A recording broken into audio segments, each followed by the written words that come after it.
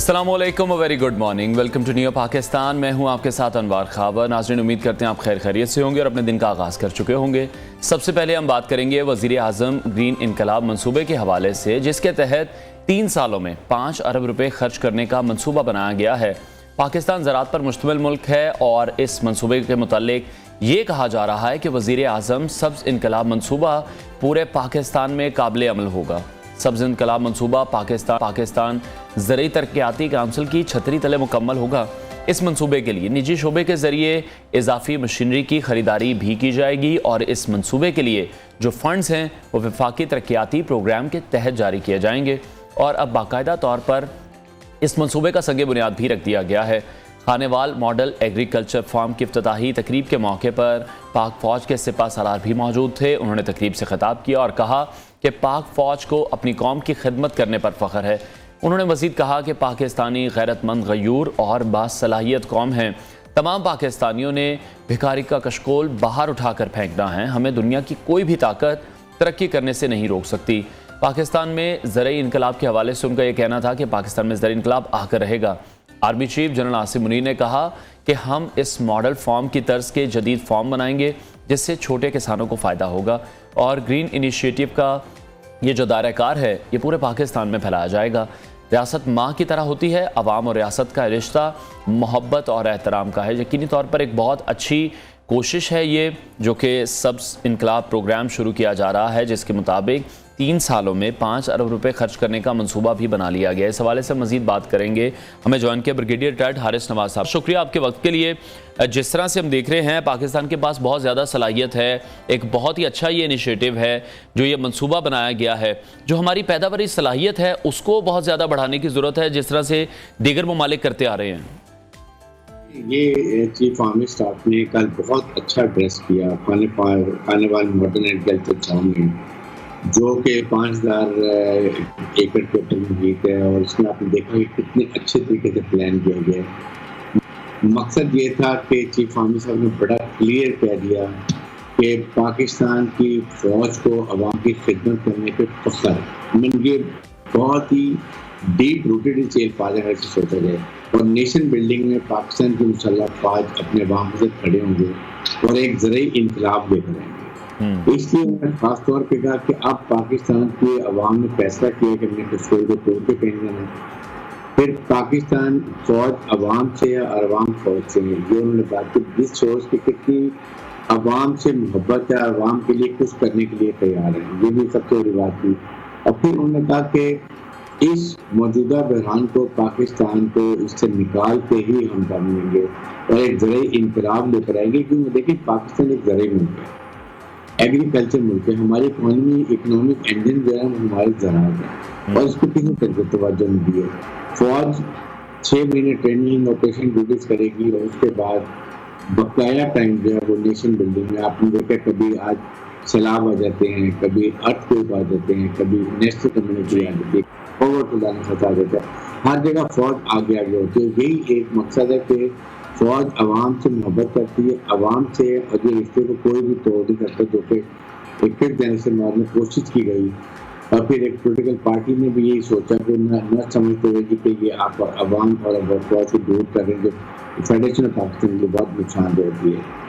उसके बाद जो उन्होंने सेटिंग दी कि पाकिस्तान को अब तरक्की से कोई नहीं रोकता, हमने तहैया कर लिया और पाकिस्तानी अवाम बहुत गयूर है और उसके लिए वो हर काम करने के लिए तैयार, जिससे पाकिस्तान की तरक्की और पाकिस्तान के किसानों को फायदा है। ये मॉडल फार्म जो बनाया है पाकिस्तान ने जो बनाया है, इसी तरह के और बहुत जगह पर भी फार्म बनाए जाएंगे ताकि उससे छोटे किसानों को फायदा हो। और जब आपकी यील्ड बढ़ेगी, आपकी पैदावार बढ़ेगी, तो उस मुल्क को बड़ा फायदा होगा और फिर बल्कि हम इस पोजीशन में होंगे कि हम इसको एक्सपोर्ट कर सकें। दुनिया में पाकिस्तान का इरिगेशन में सबसे बड़ा है। ठीक है। और हारिस साहब, जिस तरह से दूसरे ममालिक हैं अपने किसानों को फैसिलिटेट करते हैं, ग्रास रूट लेवल पर जाकर काम किया जाता है और आर्मी चीफ ने भी यही पॉइंट आउट किया कि जो छोटे किसान हैं उन तक पहुंचा जाएगा, उनकी मदद की जाएगी, उनसे मुतालिक बात करते वो दिखाई दे रहे हैं। पहले ऐसा कभी नहीं हुआ। बिल्कुल, और यही एक खास तौर पर नोट करने की बात है कि उन्होंने जाके खानेवाल में, हालांकि मौसम खराब था, वो बहावल भी गए हुए थे, वहाँ पर वो खानेवाल चले गए वहाँ पर जाके चीफ आर्मी स्टाफ ने जो तकरीर की और जो बातचीत की, उससे उनकी वतन से मोहब्बत, पाकिस्तान के अवाम से मोहब्बत, पाकिस्तान को तरक्की की राह पर गामजन करने का एक तहैया, ये सारी चीज़ें डिटर्मिनेशन जो है वो उनके नजर आ रही थी। और ये शुरा ने बड़ा खासतौर पर फील्ड पर बड़ा अप्रिशिएट किया और ये अब इसको फिजिकल मैनिफेस्टेशन में लेके जा रहे हैं। अगर आप देखो तो स्पेशल इंफॉर्मेशन लैंड मैनेजमेंट का भी एक प्रोग्राम बनाया गया है जिसमें टू स्टार मेजर से जिम्मेदार है वो ये काम कर रहे हैं। और इसमें खास ये पाकिस्तान फौजी फाउंडेशन का ये एक नया एक ब्रेन चाइल्ड है, वो भी बड़े अच्छे निकल रहा है। तो मुझे यकीन है कि आप ये पाकिस्तान को इंशाल्लाह जिस तरीके से अवाम और फौज मिलकर करेंगे, इससे बहुत फर्क पड़ेगा और पाकिस्तान एक तरक्की की राह पर चल पड़ेगा। फिर आपके सामने उन्होंने एक शेर बड़ा अच्छा पढ़ा जो मुझे भी बहुत अच्छा लगा कि अफराद के हाथों में अक़वाम की तब्दील, हर फर्द से मिल्लत के मुकद्दर का सितारा। तो आप ये देखेंगे इसमें कितनी डीपली लाने वाले शेर है। तो इन लिहाज से देखना चाहिए और दुआ ये करनी चाहिए कि अब पाकिस्तान की अवाम, हुकूमत और फौज मिलकर जो एक आपने मिशन लिए, एक जस्ट लाइक मिशन, और इसको हमने पूरा करना है और पाकिस्तान को फूड सिक्योरिटी में खुद कफील बनाना है। इन चीज़ों को हमने इम्पोर्ट बंद करनी है, दर मुबादला को बचाना है, फॉरेन एक्सचेंज को सेव करना है और इंशाल्लाह पाकिस्तान तरक्की करता हुआ अब जरूर नजर आएगा। ठीक है अरसद, जिस तरह से ये भी कहा जा रहा है कि इजाफी मशीनरी मंगाई जाएगी, जदीद मशीनरी होगी और जो सीड्स हैं उसकी टेक्नोलॉजी को भी तब्दील किया जाएगा क्योंकि हमारे यहाँ वही 100 साल पुरानी टेक्निक इस्तेमाल हो रही है। जिस तरह से ये भी कहा गया है कि जो कम रकबे पर है, इरिगेशन के हवाले से बात की गई है, कम रकबे पर ज़्यादा से ज़्यादा पैदावार की जाए तभी तरक्की मुमकिन है। लेकिन सबसे बड़ी इसका अहम जो है ना इनिशिएटिव, एग्रीकल्चर इनिशिएटिव ये है कि आपने नए रिसर्च एंड डेवलपमेंट को और अच्छा मॉडर्न तरक्की में लेके जाना है। आपने झील को बढ़ाना है। अगर गंदम 50 मन होती है एकड़ से तो आपने 70-75 पे लेके जाना है। कॉटन सीड आपने रिसर्च करके निकालने के उससे भी कॉटन की पैदावार बढ़ जाएगी। इसी तरीके से आप बाहर से आप तकरीबन एडिबल ऑयल $4-5 बिलियन का इम्पोर्ट करते हैं, तो ये पाकिस्तान में क्यों ना किया जाए। पाम ऑयल हम मलेशिया से लेते हैं, हम वो क्यों ना उसको खुद अपने मुल्क में करें। और जब हमारे पास इतनी वेस्ट अनकल्टिवेटेड लैंड पड़ गया तो यही मिशन है कि इस जमीन को रिक्लेम किया जाए, इसको कल्टिवेबल बनाया जाए और फिर कल्टिवेबल बना के फिर छोटे काश्तकारों को दे दिया जाए। उनको हर किस्म के मॉडर्न जो इम्प्लीमेंट्स होते हैं वो बाहर से मंगवाए जाएं ताकि ये अच्छे से तरीके से काश्तकार हो और उसके साथ फिर आपको ट्यूबवेल सोलर के लगा के दिए जाएं ताकि जितनी इतनी ज्यादा यकीन करें। मैं सिंध में भी कराची में रहता हूँ, जब सिंध में जाते हैं 5 तरफ वेस्ट लैंड पड़ गई, नीड टू बी कल्टिवेटेड और इसके बाद $5 बिलियन खर्च होने का प्लान है। $500 बिलियन सऊदी अरब ने आपको दे दिए कि आप करें और इसके बाद वो कीप स्पेंडिंग। तो अब हमारे दोस्त वालों ने फैसला यही किया है कि बजाय इसके हम एड दें, हम आपको बिजनेस में सपोर्ट करेंगे, आपको बिजनेस में इन्वेस्टमेंट करेंगे, एग्रीकल्चर है, फिर वेपन प्रोडक्शन है और डिफरेंट फील्ड है। हमारे IT बहुत बड़ा है, माइन एंड मिनरल में डेवलपमेंट करेंगे। ये चीज़ों को जब देखेंगे तो इससे पता चलता है कि जब ये चीज़ों में तरक्की होगी तो पाकिस्तान 4-5 साल में हम एक फॉरेन जो एक्सपोर्ट है वो $100 बिलियन ले लेंगे। IT का बहुत स्कोप है। तो आई थिंक ये इनिशिएटिव जो पाकिस्तान इकोनॉमिक स्टाफ ने जरा मिलकर लिया है और इसमें दायरे हुकूमत भी साथ मिल गई है और फिर पाकिस्तान अवाम का साथ होगा और जो खास तौर पर जो एक रिश्ता है फौज का अवाम का उसको डेवलप करने, उसको और स्ट्रॉन्ग करने। दुश्मन का नैरेटिव जो है कि पाकिस्तान की मुसल्लह अफवाज जो फौज में दरार डाल दो, ये खत्म करना। हमने इस नैरेटिव को डिफीट करने, हमने पाकिस्तान में ज़रा इनकलाब लेके आना, इंशाल्लाह पाकिस्तान में तरक्की होगा। ठीक है, बहुत शुक्रिया। ब्रिगेडियर रिटायर्ड हारिस नवाज हमारे साथ इन कॉन्वर्सेशन थे। और दुनिया की कोई भी ताकत पाकिस्तान करने से नहीं रोक सकती। पाकिस्तान में जो ज़र इनकलाब का ये मनसूबा शुरू किया गया है तो अब ज़रूरी इनकलाब आकर रहेगा। और इस हवाले से army chief general Asim Munir का भी यही कहना था कि जो मॉडल फॉर्म है इसकी तर्ज पर ही जदीद फॉर्म बनाए जाएंगे जिससे जो छोटे किसान हैं उनको बहुत फ़ायदा होगा। और इस ग्रीन इनिशिएटिव का जो दायरा कार है वो पूरे पाकिस्तान में ही फैलाया जाएगा। आगे बढ़ते हैं नाज़रीन, शामिल करते हैं टॉप स्टोरीज। वज़ारत उज़्मा इसहाक डार से चंद कदम की दूरी पर।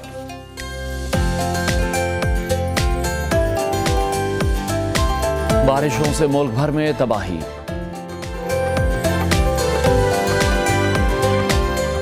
कोलंबो टेस्ट श्रीलंका ढेर, शाहीनों की पोजीशन मजबूत।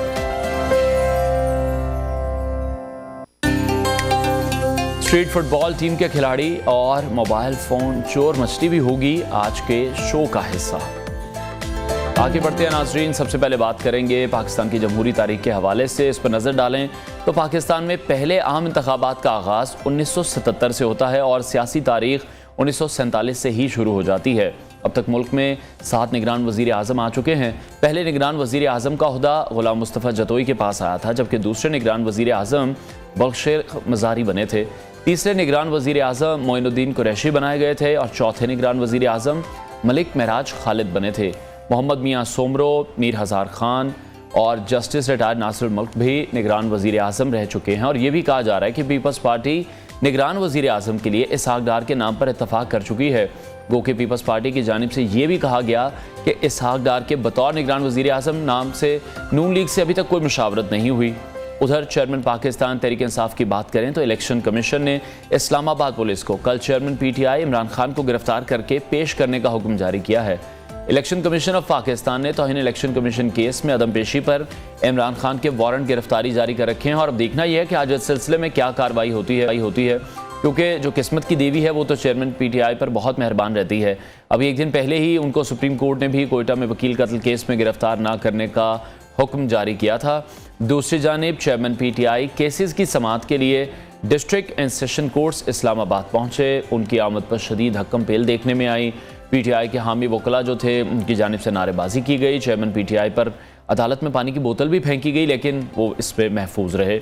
FIA में साइफर ऑडियो लीक तहकीकात में तहरीक इंसाफ के वाइस चेयरमैन शाह महमूद कुरैशी और साबिक secretary general Asad Umar joint inquiry team के सामने पेश हुए। दोनों ने इंक्वायरी टीम को अपना बयान रिकॉर्ड करवाया। शाह महमूद कुरैशी ने बताया कि 2 घंटे उनसे तहकीकात की गई और साथ ही ये भी कहा कि जो कौमी सलामती कमेटी में साइफर को तस्लीम किया गया था। उधर पाकिस्तान और आज़रबाईजान के दरमियान तवानाई का मुआहदा हो चुका है और इस तकरीब से खिताब में वज़ीर आज़म शहबाज शरीफ का ये कहना है कि जो बिजली की बढ़ती कीमतें हैं उस पर वो हमें वहाँ पर वजाहत देते नजर आए हैं कि बिजली की कीमत बढ़ाना उनकी मजबूरी थी। IMF मुआहदे की वजह से उन्हें ये सब कुछ करना पड़ रहा है। इसी पर हम बात करेंगे। सीनियर तज्जियाकार इमरान शफकत ने हमें ज्वाइन किया, उनसे मजीद बात करेंगे। इमरान, बहुत शुक्रिया लिए। जितनी महंगी बिजली हुकूमत को करनी पड़ रही है तो उसके बाद आपको लगता है कि जब इलेक्शन होंगे तो इनका वोटर बाहर निकलेगा? किनका? मेरा ख्याल आप PDM की बात कर रहे हैं। देखें जी, PDM का वोट या वोटर जो है वो इफेक्ट तो करेगा जी। ये जो इलेक्शन होते हैं ये किसी ना किसी, हम उसको कहते हैं कि वेव के ऊपर चल रहे होते हैं। तो इमरान खान साहब इस वेव, अभी तक तो उन्होंने जो वेव बनाई थी वो तो ही मतलब आप कह लें कि चोर लाके बिठा दिए गए, इंपोर्टेड हुकूमत कह रहे थे या इस तरह की बातें कर रहे थे। तो वो सारी की सारी जो वेव है वो उसका उस तरह से तो दम थम नहीं रहा, जो मुझे लग रहा है। क्योंकि जो वादा गवाह सामने आ रहे हैं, जिस तरह आजम खान साहब सामने आए हैं, उन्होंने साइफर के मामले के ऊपर जो सबसे बड़ी जो कैंपेन थी कि मेरी हुकूमत एक साजिश के जरिए खत्म की गई, हम पाकिस्तान को पता नहीं वो चांद के ऊपर लेके जाना चाह रहे थे, कहाँ पे लेके जाना चाह रहे थे, व्हाट्सएवर जो भी थे उनकी बातें, वो जो एक आप कह लेंगे जो तासुर बनाना चाह रहे थे वो तासुर उस तरह से नहीं बन सका। अभी तक इमरान खान साहब ने पाकिस्तान के अंदर जो महंगाई है उसके ऊपर अगर आप उनकी सारी प्रेस कॉन्फ्रेंस और गुफ्तगू सुन लें, जो अपने जो व्लॉग वगैरह भी करते हैं या जो कौम से खिताब करते हैं, उसमें उनका जो जोर है वो मुल्क के हालात और इकोनॉमी और महंगाई के ऊपर नहीं है। क्योंकि अगर वो वाला मौक़िफ़ इख्तियार करेंगे तो उसका काउंटर नैरेटिव देना आसान है। तो लिहाजा उनका सारा जो जोर रहा है वो मुख्तलिफ किस्म की चीजों के ऊपर रहा है। जिस तरह मैंने आपको कहा कि ये वाली बात जो करते थे इंपोर्टेड हुकूमत, या फिर वो बात करते थे कि ये चोर, करप्शन, इस तरह की जो बातें करते थे, तो इनका इन 2 निकात के ऊपर ज्यादा जोर रहा। महंगाई या मुल्क की जो हालात है ये वो ज़िम्नन जिक्र करते हैं, उनका मेन फोकस इसके ऊपर नहीं है। तो इसके बावजूद लोगों को महंगाई इफेक्ट करती है। जब बंदा वोट डालने आता है तो उसके सामने सारे हालात वाक़ियात जरूर होते हैं। लेकिन अगर PDM अपना कोई, हालांकि इनके पास टाइम बड़ा कम है, ये अगर कोई अपना कुछ स्लोगन, कोई नैरेटिव को बिल्ड करने में कामयाब हो गए जो अभी तक नहीं हुए। मासवाई इसके के जी के इमरान खान साहब के काले करतूत हैं, इमरान खान साहब की नाकामियां हैं, ये है वो है, तो इसके अलावा तो वो कुछ नहीं कर सके। वैसे भी अभी तक जो दो पर्सनैलिटीज हैं पाकिस्तान मुस्लिम लीग नून की तरफ से और पाकिस्तान पीपल्स पार्टी की तरफ से, या मौलाना फजलुर रहमान जो है, इन्होंने अपने अपनी जमात की बुनियाद के ऊपर इलेक्शन लड़ने हैं। तो अभी तक ये इलेक्शन वाली जो मुहिम वाली एक ज़हनी कैफियत होती है या एक जो बॉडी लैंग्वेज हमें पॉलिटिकल पार्टियों की नजर आती है, वो उसमें नहीं आए ना। देखे मरीम साहबा खामोश हैं, इवन उनका ट्विटर खामोश है। और नून लीग की तरफ से तो इलेक्शन कैंपेन जिन्होंने चलानी वो इन्हीं दो शख्सियात ने चलानी है, तो ये अभी तक अपनी इंतखाबी मुहिम के मोड में नहीं आ सके। तो बहरहाल वो जो आपका सवाल है ये इफेक्ट जरूर करेगा, ये जो महंगाई है या बिजली महंगी है। तो इमरान साहब, जो लोग 9 मई वाले मामले में जेल में हैं, आप क्या समझते हैं उनको फिर कब तक मजीद रहना होगा जेल में? जबकि बकौल पीडीएम की अगर हम बात करें तो वो तो यही कहते हैं कि मास्टरमाइंड अभी भी आजाद है। देखें, जो मास्टरमाइंड है, और कल भी अगर आपने सुना हो, एक दिन पहले मेरा ख्याल है ये जो वज़ीर आज़म ने जो किया था, इंटरव्यू दिया था, उसमें भी उनका बड़ा जोर था 9 मई के हवाले से। और मास्टरमाइंड वो भी इमरान खान साहब को करार दे रहे हैं या पीटीआई के चेयरमैन को करार दे रहे हैं, और साथ में वो कह रहे हैं कि ये फौज के अंदर बगावत पैदा करने का एक कभी फेल था। तो सवाल ये पैदा होता है कि निके मोटे बंदे तो, खैर निके मोटे तो उस तरह से नहीं उनको कहा जा सकता, लेकिन बड़े बड़े लोगों के बड़े बड़े बच्चे, पाकिस्तान की एलीट क्लास के बच्चे बच्चियां जो हैं वो इस वक्त जेलों में हैं। तो इमरान खान साहब अभी तक जेल में नहीं है। उसकी वजह ये है कि कुछ शख्सियात, कुछ ओहदेदार जो इमरान खान साहब को सपोर्ट जिनकी बड़ी खुली है और वो नजर आती है। हमने उनको देखा कि जब उनको गिरफ्तार एक दफा किया गया था तो आउट ऑफ द वे गए थे हमारे यहाँ कुछ पर्सनैलिटीज, तो उनके जाने का इंतजार है। और वो लोग उनके कर रहे हैं बात कि एक खास पर्सनैलिटी का जिक्र करते हैं, एक खास रियासती मनसबदार का जिक्र होता है कि वो गालबन 16 सितंबर को रिटायर्ड होंगे। उसके बाद जो है वो पाकिस्तान की सियासत का जो सीन है वो थोड़ा सा मुख्तलिफ हो जाएगा। माहौल जिस तरह कहते हैं नहीं कि मौसम खुल जाएगा, तो इसी तरह ये जो सियासत। ठीक है इमरान साहब, निगरान वजीर आजम के हवाले से मैं जानना चाहूँगा। हमने देखा कि शुरू में बहुत से नाम सामने आए, बहुत से मफरूज़े थे, कहानियाँ थी और खदशात भी थे। अब इसहाक डार का नाम सामने आया है, तो क्या ऐसे खदशात हैं जिसके सबब इसहाक डार का नाम सेलेक्ट किया गया है? नहीं, मेरा नहीं ख्याल कि खदशात, देखें खदशात क्या होने हैं। खदशात तो ये है कि इंतखाबात कहीं ताक़ीब का शिकार ना हो जाए और निगरान हुकूमत जो आए वो ज्यादा प्रोलॉन्ग ना कर जाए। तो मे भी हो सकता है कि ये खदशा कहीं पर मौजूद हो, लेकिन इसहाक डार साहब को लगाने का जो मकसद बताया जा रहा है, या अगर वो लगते हैं उनको तैनात किया जाता है, तो उसके पीछे फिर वो देखें वो कानून साजी भी हो रही है। 230 जो है इलेक्शन एक्ट का जो है उसमें तरमीम करना जा रहे हैं वो, कि जो रोजमर्रा के काम है उनसे निकल के थोड़ी सी पॉलिसी मेकिंग में भी जो निगरान हुकूमत होगी उसका हिस्सा होगा। तो मुझे वैसे जाती तौर पे जो फील आ रही है वो ये आ रही है कि शायद ये प्रोलॉन्ग कर जाए जो निगरान हुकूमत है। हालांकि ये कानून में और आइन में तो इसकी कोई गुंजाइश नहीं है, लेकिन जमीनी एक थोड़ी से मुख्तलिफ है। जिस तरह भी आपने पिछला सवाल किया कि महंगाई वगैरह इस तरह की जो चीजें हैं, फिर इमरान खान साहब को भी फिक्स किए बगैर आइंदा के इंतखाबात क्या होंगे, तो ये बेसिकली दो जो टारगेट हैं, ये रियासत पाकिस्तान और पाकिस्तान की पावर पॉलिटिक्स के बड़े खिलाड़ी जो हैं, ये उनके कंसर्न है दो। एक के 9 मई के वाकयात में मुलव्वस जो लोग हैं, यानी कि इमरान खान साहब, वो उनको करार वाकई सजा, यानी वो ऐसे नहीं हो सकता कि वो उनको सियासी मैदान में वो मौजूद हों और इंतखाबात हो जाएं।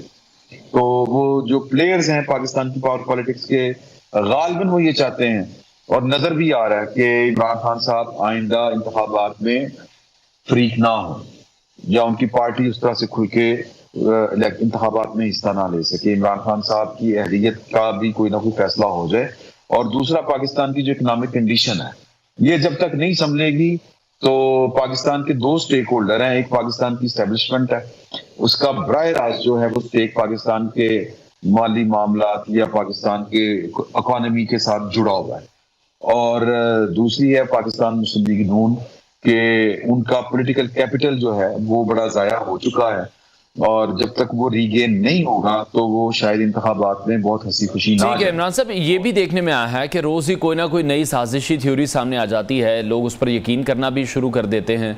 जैसे गुज़श्ता रोज़ हमने देखा कि मियां महमूद रशीद के हवाले से कुछ चीज़ें वायरल होती रही हैं, तो इस प्रोपेगेंडे और बयानिया बनाने की आपको लगता है कि सलाहियत का पीडीएम जो है वो कैसे मुकाबला करेगी? क्योंकि जो पीडीएम जमाते हैं वो तो सोशल मीडिया पर या तो रिश्तेदार या दोस्त या उनके बच्चे ही लगे हुए हैं, जबकि पीटीआई ने हमेशा से ही एक्सपर्ट्स को हायर किया है। सर वो एक पंजाबी की एक कहावत है, जिन्ना खदियां गाजरां ढिड उन्हां दे पीड़। तो अगर पीडीएम जो है वो साइंटिफिकली या प्रोफेशनली चीजों को इस तरह के, ये तो टूल्स है ना जी, ये प्रोपेगेंडा जो है ये सियासत में भी और जंग दोनों में ये प्रोपेगेंडा की बड़ी अहमियत होती है। तो अब दुनिया को जो इस वक्त मसला दरपेश है वो है फेक न्यूज का। तो प्रोपेगेंडा बेसिकली फेक न्यूज होती है। फेक न्यूज को डी कोड करने के लिए आपके पास उतनी ही स्ट्रेंथ में, बल्कि उससे ज्यादा स्ट्रेंथ में जो है वो लोग भी होने चाहिए, प्रोफेशनल लोग भी होने चाहिए, और सिस्टम भी मौजूद होना चाहिए। तो जब तक ये पॉलिटिकल पार्टियां फेक न्यूज को खत्म करने के लिए कोई अपने इस तरह के बड़े बड़े जो हैं प्रोफेशनल लोगों की बेस के ऊपर जो नहीं बनाएंगे विंग, अब तो सेल भी नहीं कहा जा सकता, ये बाकायदा विंग होंगे, तो तब तक तो इसका तदारुक नहीं हो सकता।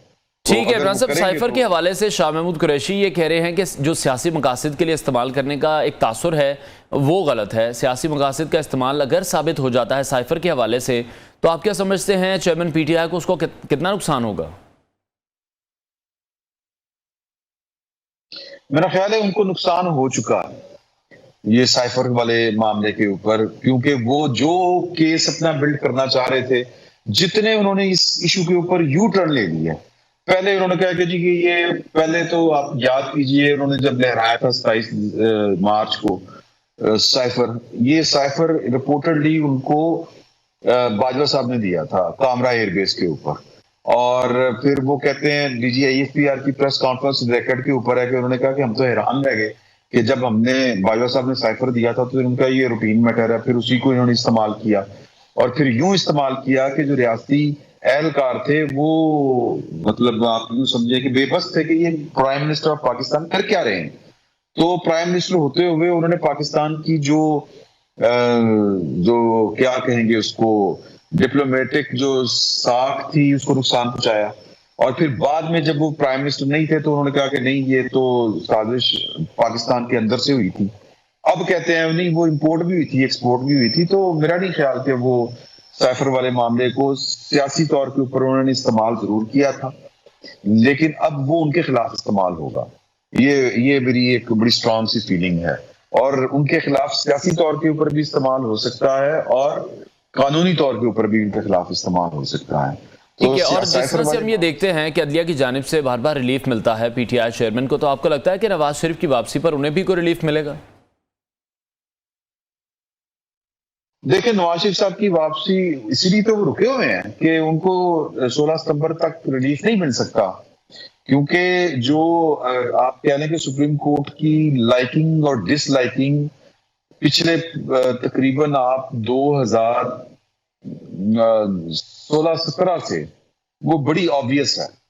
और सुप्रीम कोर्ट, मतलब आप कहें कि पाकिस्तान में ये दौर भी हमने देखा है और ये दौर हमारे सामने, हम उस दौर से गुजर रहे हैं यूं कहें कि यहाँ पर जजों की वो हो गई है हदबंदी कह लें आप, या वो क्लासिफिकेशन कर दी गई है कि जी ये जज जो हैं ये प्रो एस्टेब्लिशमेंट हैं, ये जज जो हैं ये एंटी नवाज हैं, ये जज वो हैं जिन्होंने प्रोजेक्ट इमरान खान की ना सिर्फ तरवीज की बल्कि उसकी आबियारी भी की और उसकी पैरादारी भी की। तो अभी तक जो लोग रुके पड़े हैं, इमरान खान साहब क्यों नहीं गिरफ्तार होते, या उनको उनकी गिरफ्तारी में के आगे जो रुकावट है या हिचकिचाहट है वो क्या है, वो यही है। तो अगर मेरिट के ऊपर जब चीजें चलेंगी तो इन अदालतों को पाकिस्तानियों से, पाकिस्तान के अवाम से अपने किए पर माफी भी मांगनी पड़ेगी अगर मेरिट्स के ऊपर जाएंगे। तो जुल्फकार अली भुट्टो वाला केस जो है रेफरेंस वो पड़ा हुआ है, फिर पनामा वाला जो तमाशा हुआ है, और फिर जो जिस तरह करके हुआ है, शौकत सिद्दीकी साहब वाला मामला, शौकत अजीज सिद्दीकी साहब जो इस्लामाबाद हाईकोर्ट के जज थे, उनके साथ क्या किया अदलिया ने खुद। तो इन सब से अदालतों को माफिया मांगनी पड़ेगी, एक वो वक्त भी आएगा।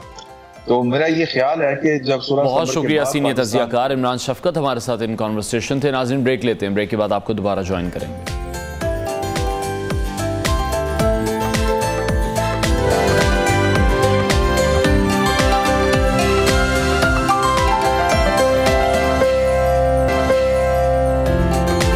Welcome back. और अब बात करेंगे मौसम के हवाले से, और बारिशों का एक सिलसिला है जो कि मुसलसल रुकने का नाम नहीं ले रहा। मॉनसून का एक स्पेल अभी पूरे तरीके से ख़त्म नहीं होता कि दूसरा स्पेल शुरू हो जाता है। मॉनसून का जो अगला स्पेल है वो 31 जुलाई से 6 अगस्त तक जारी रहेगा, ये बताया जा रहा है, जिसमें फ्लैश और अर्बन फ्लडिंग समेत लैंडस्लाइडिंग का खदशा भी बरकरार रहेगा। और दूसरी जानिब पाकिस्तान और भारत में मुसलसल बारिशों का सिलसिला जारी है, जिसकी वजह से दरिया रावी में भारत की तरफ से पानी छोड़े जाने का खदशा भी है। तरबेला और मंगला अपनी गुंजाइश से 70% से ज़ायद भर चुके हैं। भारतीय डैम्स की अगर बात करें तो वो भी मुकम्मल तौर पर भर चुके हैं, जिसकी वजह से भारत दरिया रावी में दोबारा भी पानी छोड़ सकता है। और हम देखते हैं कि हर साल यही सिचुएशन डेवलप होती है। सिंध, बलूचिस्तान, खैबर पख्तूनख्वा की बात करें तो हालिया बारिशों से बहुत से वहाँ पर हादसा पेश आए, जिसके नतीजे में 27 अफराद जाँ बहक हुए हैं। सिंध में 7 से 23 जुलाई तक बारिशों से मुख्तलिफ हादसात में 12 अफराद जाँ बहक हुए हैं। इन जाँ बहक अफराद में 5 बच्चे हैं, 6 मर्द हैं, 1 खातून भी इसमें शामिल है। थरपारकर का रुख करें तो वहाँ पर 8 और बदीन में 4 अफराद जाँ बहक हुए हैं।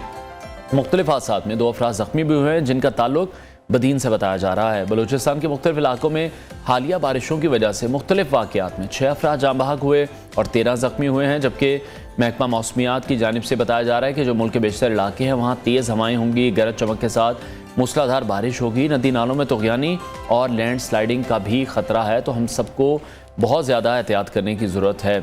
चीफ मेट्रोलॉजिस्ट सरदार सरफराज ने हमें ज्वाइन किया, उनसे इस हवाले से मजीद बात करेंगे। सर, बहुत शुक्रिया आपके वक्त के लिए। इस वक्त अब यही कहा जा रहा है कि जो नया स्पेल है बारिशों का वो भी अब आ रहा है, जो कि 6 अगस्त तक जारी रहेगा।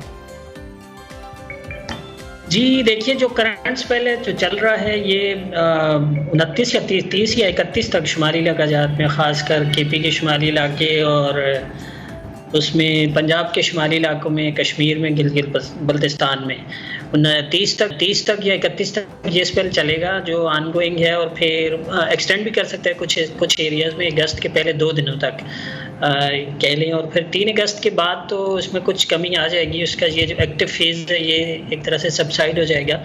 फिर भी बारिश का मतलब कुछ ना कुछ हवाएं मानसून दाखिल होती रहेगी, ख़ासकर जो शुमाल मशरक़ी पंजाब का इलाका है या केपी के कुछ इलाके हैं, कश्मीर का एरिया जो है, जो कोर मानसून बेल्ट है हमारी। तो लेकिन ये कि जो बहुत एक्टिव फेज़ चल रहा है इसका इस वक्त, विगरस मानसून कह सकते हैं हम इसको, तो वो एक तरह से 3 अगस्त के बाद कुछ दिनों के लिए इसकी शिद्दत में कमी आ जाएगी। ठीक है, तो सरफराज साहब अगर आज के दिन की बात करें तो मुल्क के कौन कौन से इलाके हैं जहां पर बारिशें होंगी और कितनी मिकदार में हो सकती हैं? देखिए, ये स्पेल चल रहा है इसमें पंजाब भर में बारिश गुज़श्ता दिन और शब भी बहुत तेज़ बारिश हुई। इसमें ओकाड़ा में 143 मिलीमीटर, कसूर में 106 मिलीमीटर, और इसी तरह से डीजी खान साइड पे भी 50 मिलीमीटर से ऊपर, और सिंध पूरे में बहुत वाइड स्प्रेड रेन हुई है, कहीं 90 मिलीमीटर, कहीं 100 मिलीमीटर, कहीं 50 मिलीमीटर, कराची समेत पूरे सिंध में बेशतर इलाकों में। तो इसी तरह से बलूचिस्तान के जो मशरकी और शुमाल मशरकी अज़ला है वहाँ से भी अच्छी बारिश की रिपोर्ट हुई है, केपी के बेशतर इलाकों में, कश्मीर में। तो ये जो तमाम इलाके हैं, यानी बलूचिस्तान के कुछ थोड़े से एरियाज़ को छोड़कर, यानी तकरीबन कह लें आप मुल्क के 80% एरिया पर ये स्पेल अभी है। अगले 3-4 दिन तक ये चलेगा, और इसमें कहीं दरमियानी और कहीं किसी वक्त बहुत तेज़ स्पेल भी मुतवक्के है। तो ज़ाहिर है पहाड़ी इलाकों में वही जो नदी नालों में तो यानी आती है, फ्लैश फ्लडिंग होती है, लैंड स्लाइडिंग होती है, ये सारी चीज़ें हमें देखने को ऑलरेडी मिल रही हैं, और अगले 5-6 दिन भी पहाड़ी इलाकों के लिए खासकर इस तरह के खदशात रहेंगे। ठीक है, तो जिस तरह से आप भी कह रहे हैं कि जितने भी पहाड़ी इलाके हैं, नॉर्थर्न एरियाज़ हैं, सयाह भी वहाँ का बड़ा रुख करते हैं, तो उनके लिए कोई स्पेशल एडवाइजरी इस हवाले से? जी बिल्कुल, जो एडवाइजरी कल भी एक इशू हुई है, उससे पहले पिछली चल रही थी जो 23 तारीख तक थी, उसमें भी मेंशन किया गया था, और कल जो इशू हुई है उसमें भी मेंशन किया गया है कि केयरफुल रहें जो अपने सयाह जाते हैं पहाड़ी इलाकों में, क्योंकि वहाँ लैंड स्लाइडिंग होती है, बड़े बड़े आपको पता है तोदे गिर जाते हैं, पत्थर गिर जाते हैं, तो रास्ते ब्लॉक हो जाते हैं, तो फिर प्रॉब्लम होती है। तो इसलिए जाने से पहले एक नज़र जो एडवाइजरी, मौसम की एडवाइजरी या वार्निंग इशू होती है, फोरकास्ट होती है, उसको ज़रूर देख लें, और जब ये थोड़ा सा स्पेल सबसाइड करे तो फिर जाएं। ज़रूरी नहीं है कि इतने हैवी स्पेल के दौरान ही उधर जाया जाए, क्योंकि इसमें प्रॉब्लम हो जाती है पहाड़ी इलाकों में खासकर। ठीक है, तो सरफराज साहब अभी क्या देख रहे हैं, कब तक मौसम के तेवर दुरुस्त हो जाएंगे? एक के बाद एक स्पेल है, मॉनसून का ये जो सीज़न है ये कब ज़रा हल्का हो जाएगा? देखिए जी, 15 आपको पता है कि 15 जुलाई से लेकर अमूमन 15 अगस्त तक का ये जो 30-40 दिन होते हैं ना, ये एक तरह से मानसून के स्पेल एक के बाद एक आता रहता है, और ये क्लाइमेक्स होती है हमारे यहाँ मानसून की। तो उसमें जैसे मैं आपसे बता रहा था कि 2 या 3 अगस्त ये जो आनगोइंग स्पेल है, ये 31 तक तो इसी शिद्दत से शुमाली इलाका जात में, यानी पंजाब के बेशतर एरियाज़ में, केपी के बेशतर एरियाज़ में, बलूचिस्तान के शुमाल मशरकी एरिया और मशरकी एरियाज़ में, और उस तरह ऊपर कश्मीर और जीबी में। तो 31 तक तो ये चलेगा, हो सकता है कुछ एरियाज़ में 2 अगस्त तक एक्सटेंड करें, फिर आगे चंद दिन लग रहा है कि कुछ ब्रेक आएगी इसमें, और फिर अगस्त के आप कह लेंगे दूसरे हफ्ते से एक अगला स्पेल दाखिल हो सकता है। तो अगस्त में भी आप 2 स्पेल, एटलीस्ट 2 या 3 स्पेल इस तरह की एक्सपेक्ट कर सकते हैं। तो अगस्त के तीसरे हफ्ते में जाके कह लेंगे इसकी जो एक्टिव फेज है उसमें कमी आ जाएगी फिर। ठीक है, और अगर अर्बन फ्लडिंग की बात करें तो क्या लगता है, क्या खदशा है, किन इलाकों में होगी?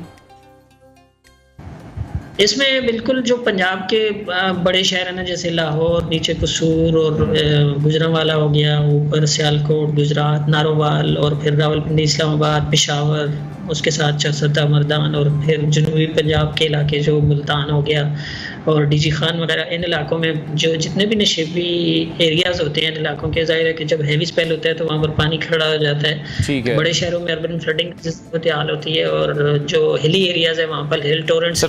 कराची के हवाले से भी बताइएगा। जी, कराची में भी गुज़श्ता दिन बहुत अच्छी तेज़ बारिश हुई है। कुछ यानी एक जगह पर तो तकरीबन 100 मिलीमीटर बारिश होगी, जो सुरजानी टाउन है, नॉर्थ कराची की पट्टी लगती है। इसी तरह से 4-5 जगह ऐसी हैं, मुख्तलिफ स्टेशन ऐसे हैं जिसमें 50 मिलीमीटर से ऊपर बारिश हुई है। तो बहुत भरपूर बारिश होगी कराची में भी। वही जैसे हमने अपनी एडवाइजरी में खदशा जाहिर किया था कि 23 और 24 2 दिन ऐसे होंगे कि जिसमें कुछ इलाकों में लोकलाइज्ड अर्बन फ्लडिंग की सूरत हाल हो सकती है। तो जाहिर है कि जहाँ पर 50-60 मिलीमीटर कराची जैसे बड़े शहर में अगर आधे घंटे में बारिश पड़ जाए तो फिर एक तरह से केओटिक सूरत हाल हो जाती है। तो बहुत बड़े पैमाने पर तो अर्बन फ्लडिंग नहीं हुई, लेकिन लोकलाइज्ड एरिया में जो नशेबी इलाके हैं वहाँ पर पानी ज़रूर जमा हो जाता है, तो हो चुका हुआ है गुज़श्ता रोज़ के स्पेल, गुज़श्ता रात के स्पेल के नतीजे में। ठीक है, और जिस तरह से मंगला डैम, तरबेला डैम हमने अभी बताया था कि 70% तक भर चुके हैं। दरिया रावी की अगर बात करें तो शायद दोबारा भारत की तरफ से पानी छोड़े जाने का भी खदशा जाहिर किया जा रहा है, इस बारे में क्या इत्तलात हैं? देखिए, अभी तो जो फ्लड की सूरत हाल है वो हमारा लाहौर वाला फ्लड फोरकास्ट जो सेंटर है वो मॉनिटर करता है। तो मैं अभी डेटा देख रहा था, तो इसमें दरियाई सिंध पर है 2 मकामात, तौसा और चश्मा, वहाँ पर इस वक्त मीडियम लेवल का फ्लड है। बाकी जगहों पर तो हमारे दरिया फ़िलहाल तो मामूल के मुताबिक ही लो फ्लड्स हैं, लेकिन ज़ाहिर है मुसलसल हैवी स्पेल अगर भारतीय साइड पे रहता है और उनके डैम एक तरह से भर जाते हैं, जैसे कि कह रहे हैं कि जी 80% तक वो भर चुके हुए, तकरीबन 90%। तो अगर मजीद ये हैवी स्पेल कंटिन्यू रहता है तो जाहिर है वो पानी रिलीज करेंगे, तो जो आपके मशरकी दरिया हैं, रावी, सतलज और ब्यास, उनमें पानी कहीं कहीं आ सकता है। जैसे पिछले दिनों कसूर के मैदानी इलाके और इसी तरह नारोवाल, सियालकोट के कुछ मैदानी इलाकों में पानी आ गया था। तो ये खदशा रहेगा अभी जब तक ये स्पेल चल रहा है। ठीक है, और जिस तरह से हम देख रहे हैं कि बारिशों की वजह से बहुत ज़्यादा नुकसानात भी हो रहे हैं, तो यही जानना चाहेंगे कि तमाम इदारे आप लोगों के साथ ऑन बोर्ड हैं, PDMA के साथ भी कोई आपकी बात चल रही है? क्या हिकमत अमली बनाई जा रही है जो दरियाओं का फालतू पानी है, ताकि उसको भी किसी ना किसी तरह से महफूज किया जा सके?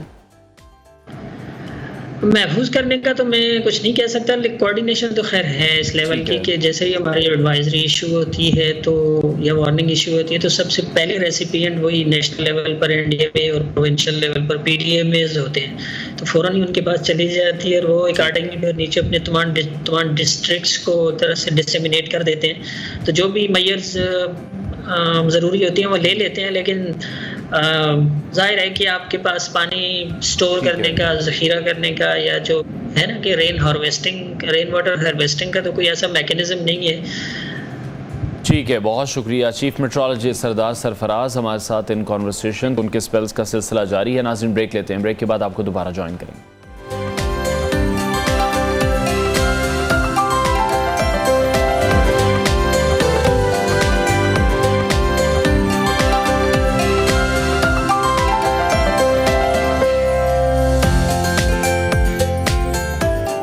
Welcome back. टेक्नोलॉजी के मैदान से खबर शेयर करेंगे आपके साथ, जहां ट्विटर की जानिब से सोशल मीडिया प्लेटफॉर्म के मशहूर बर्ड लोगो का मुतबादिल पेश कर दिया गया है, जबकि इसका नाम भी तब्दील कर दिया गया है। बहुत से लोगों के लिए ये हैरानकुन बात भी है, क्योंकि बहुत अरसे तक हमने देखा कि ट्विटर जिस तरह से काम करता रहा है, तो ट्विटर की जो चीफ एग्जीक्यूटिव हैं लिंडा की जानिब से ट्विटर के नए लोगों की तस्वीर एक ट्वीट में पोस्ट की गई, जो आप नियो की स्क्रीन पर इस वक्त देख रहे हैं, और फिर इसे सोशल मीडिया नेटवर्क पर बर्ड लोगों की जगह लगा दिया गया है, यानी कि इसको तब्दील कर दिया गया है। और ट्विटर के नए लोगों में एक्स लिखा भी नज़र आ रहा है, जबकि एलॉन मस्क ने भी अपनी प्रोफाइल इमेज भी इस लोगो से तब्दील कर दी है और ट्विटर बायो में x.com का इजाफा कर दिया गया है। ये एक नई शुरुआत भी हो सकती है ट्विटर के लिए, जबकि ट्विटर का नाम भी अब एक्स कर दिया गया है।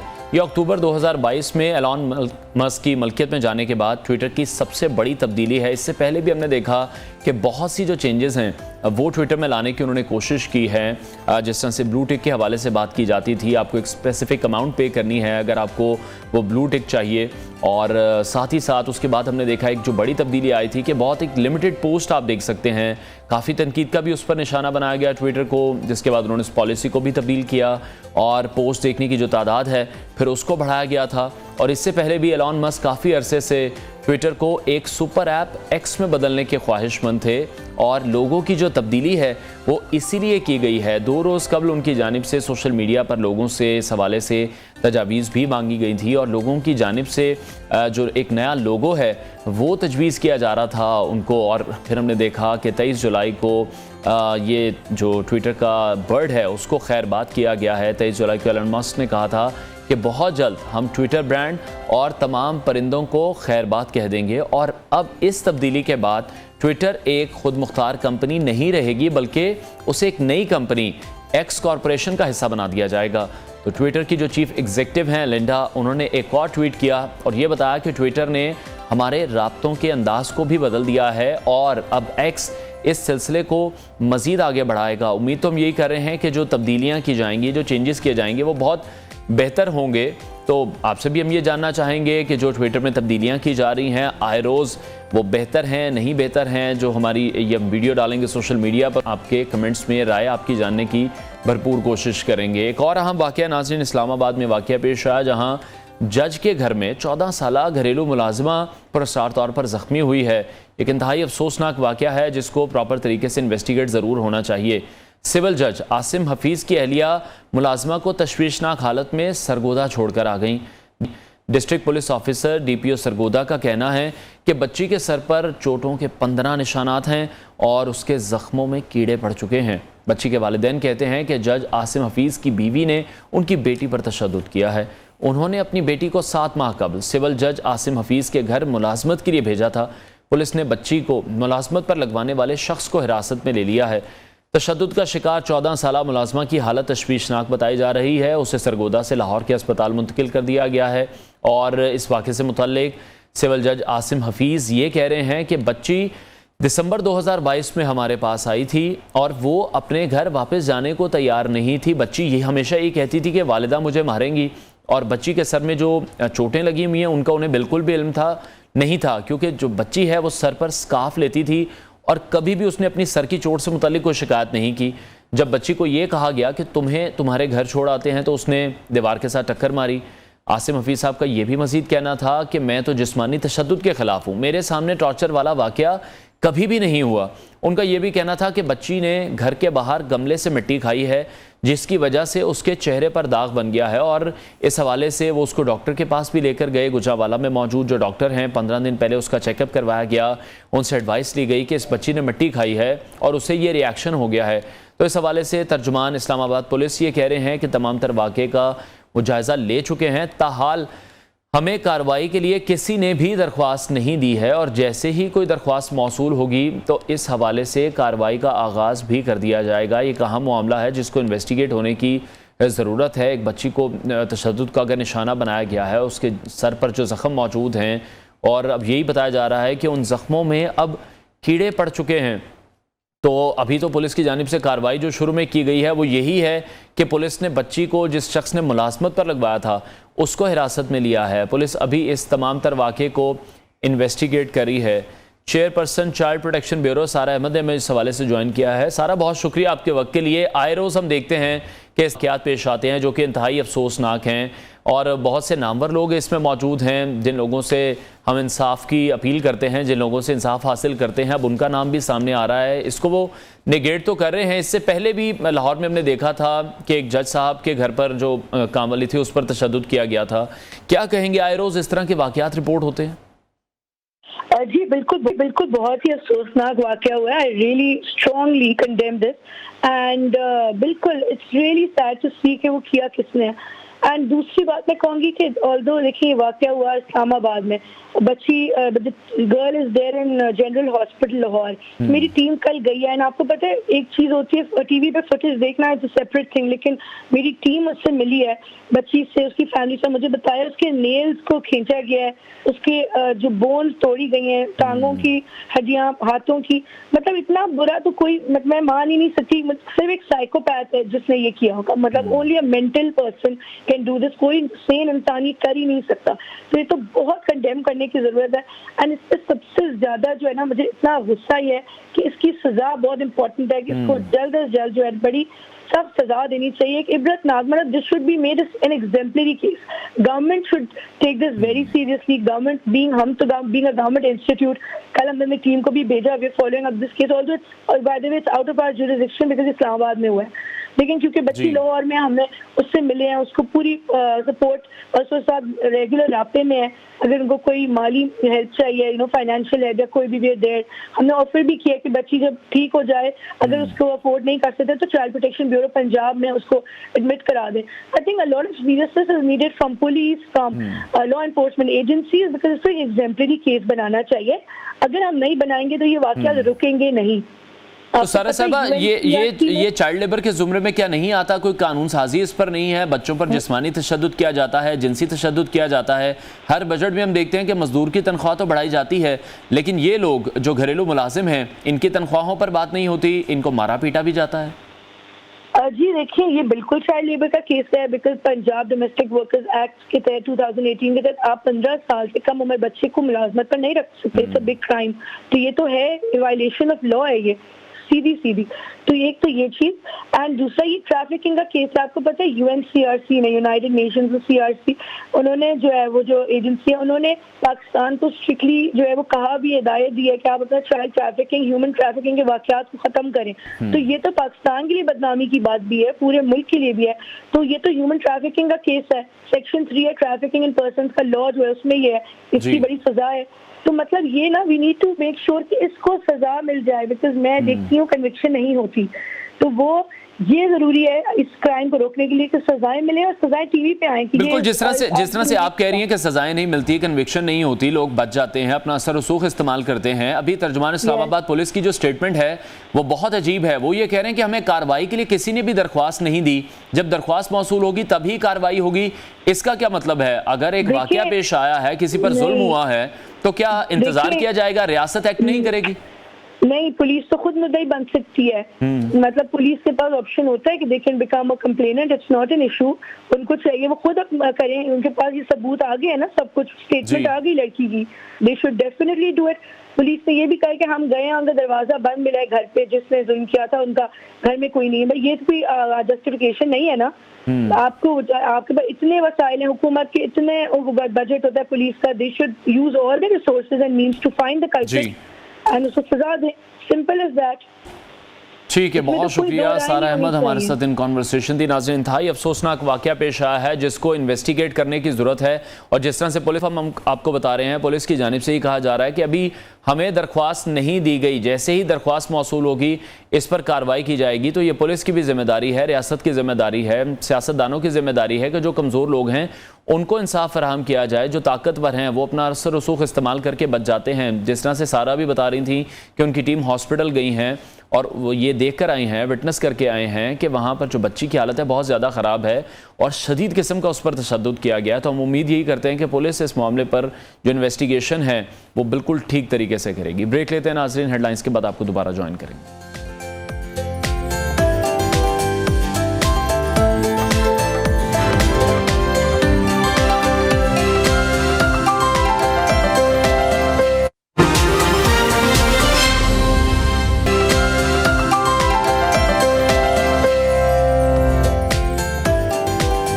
Welcome back. दुनिया के सबसे मशहूर और थ्रिल से भरपूर खेल की बात करते हैं जिसका नाम है फुटबॉल। तो पाकिस्तान का फुटबॉल में कोई काबिल ज़िक्र किरदार नहीं है, जो कि इंतहाई अफसोसनाक बात है।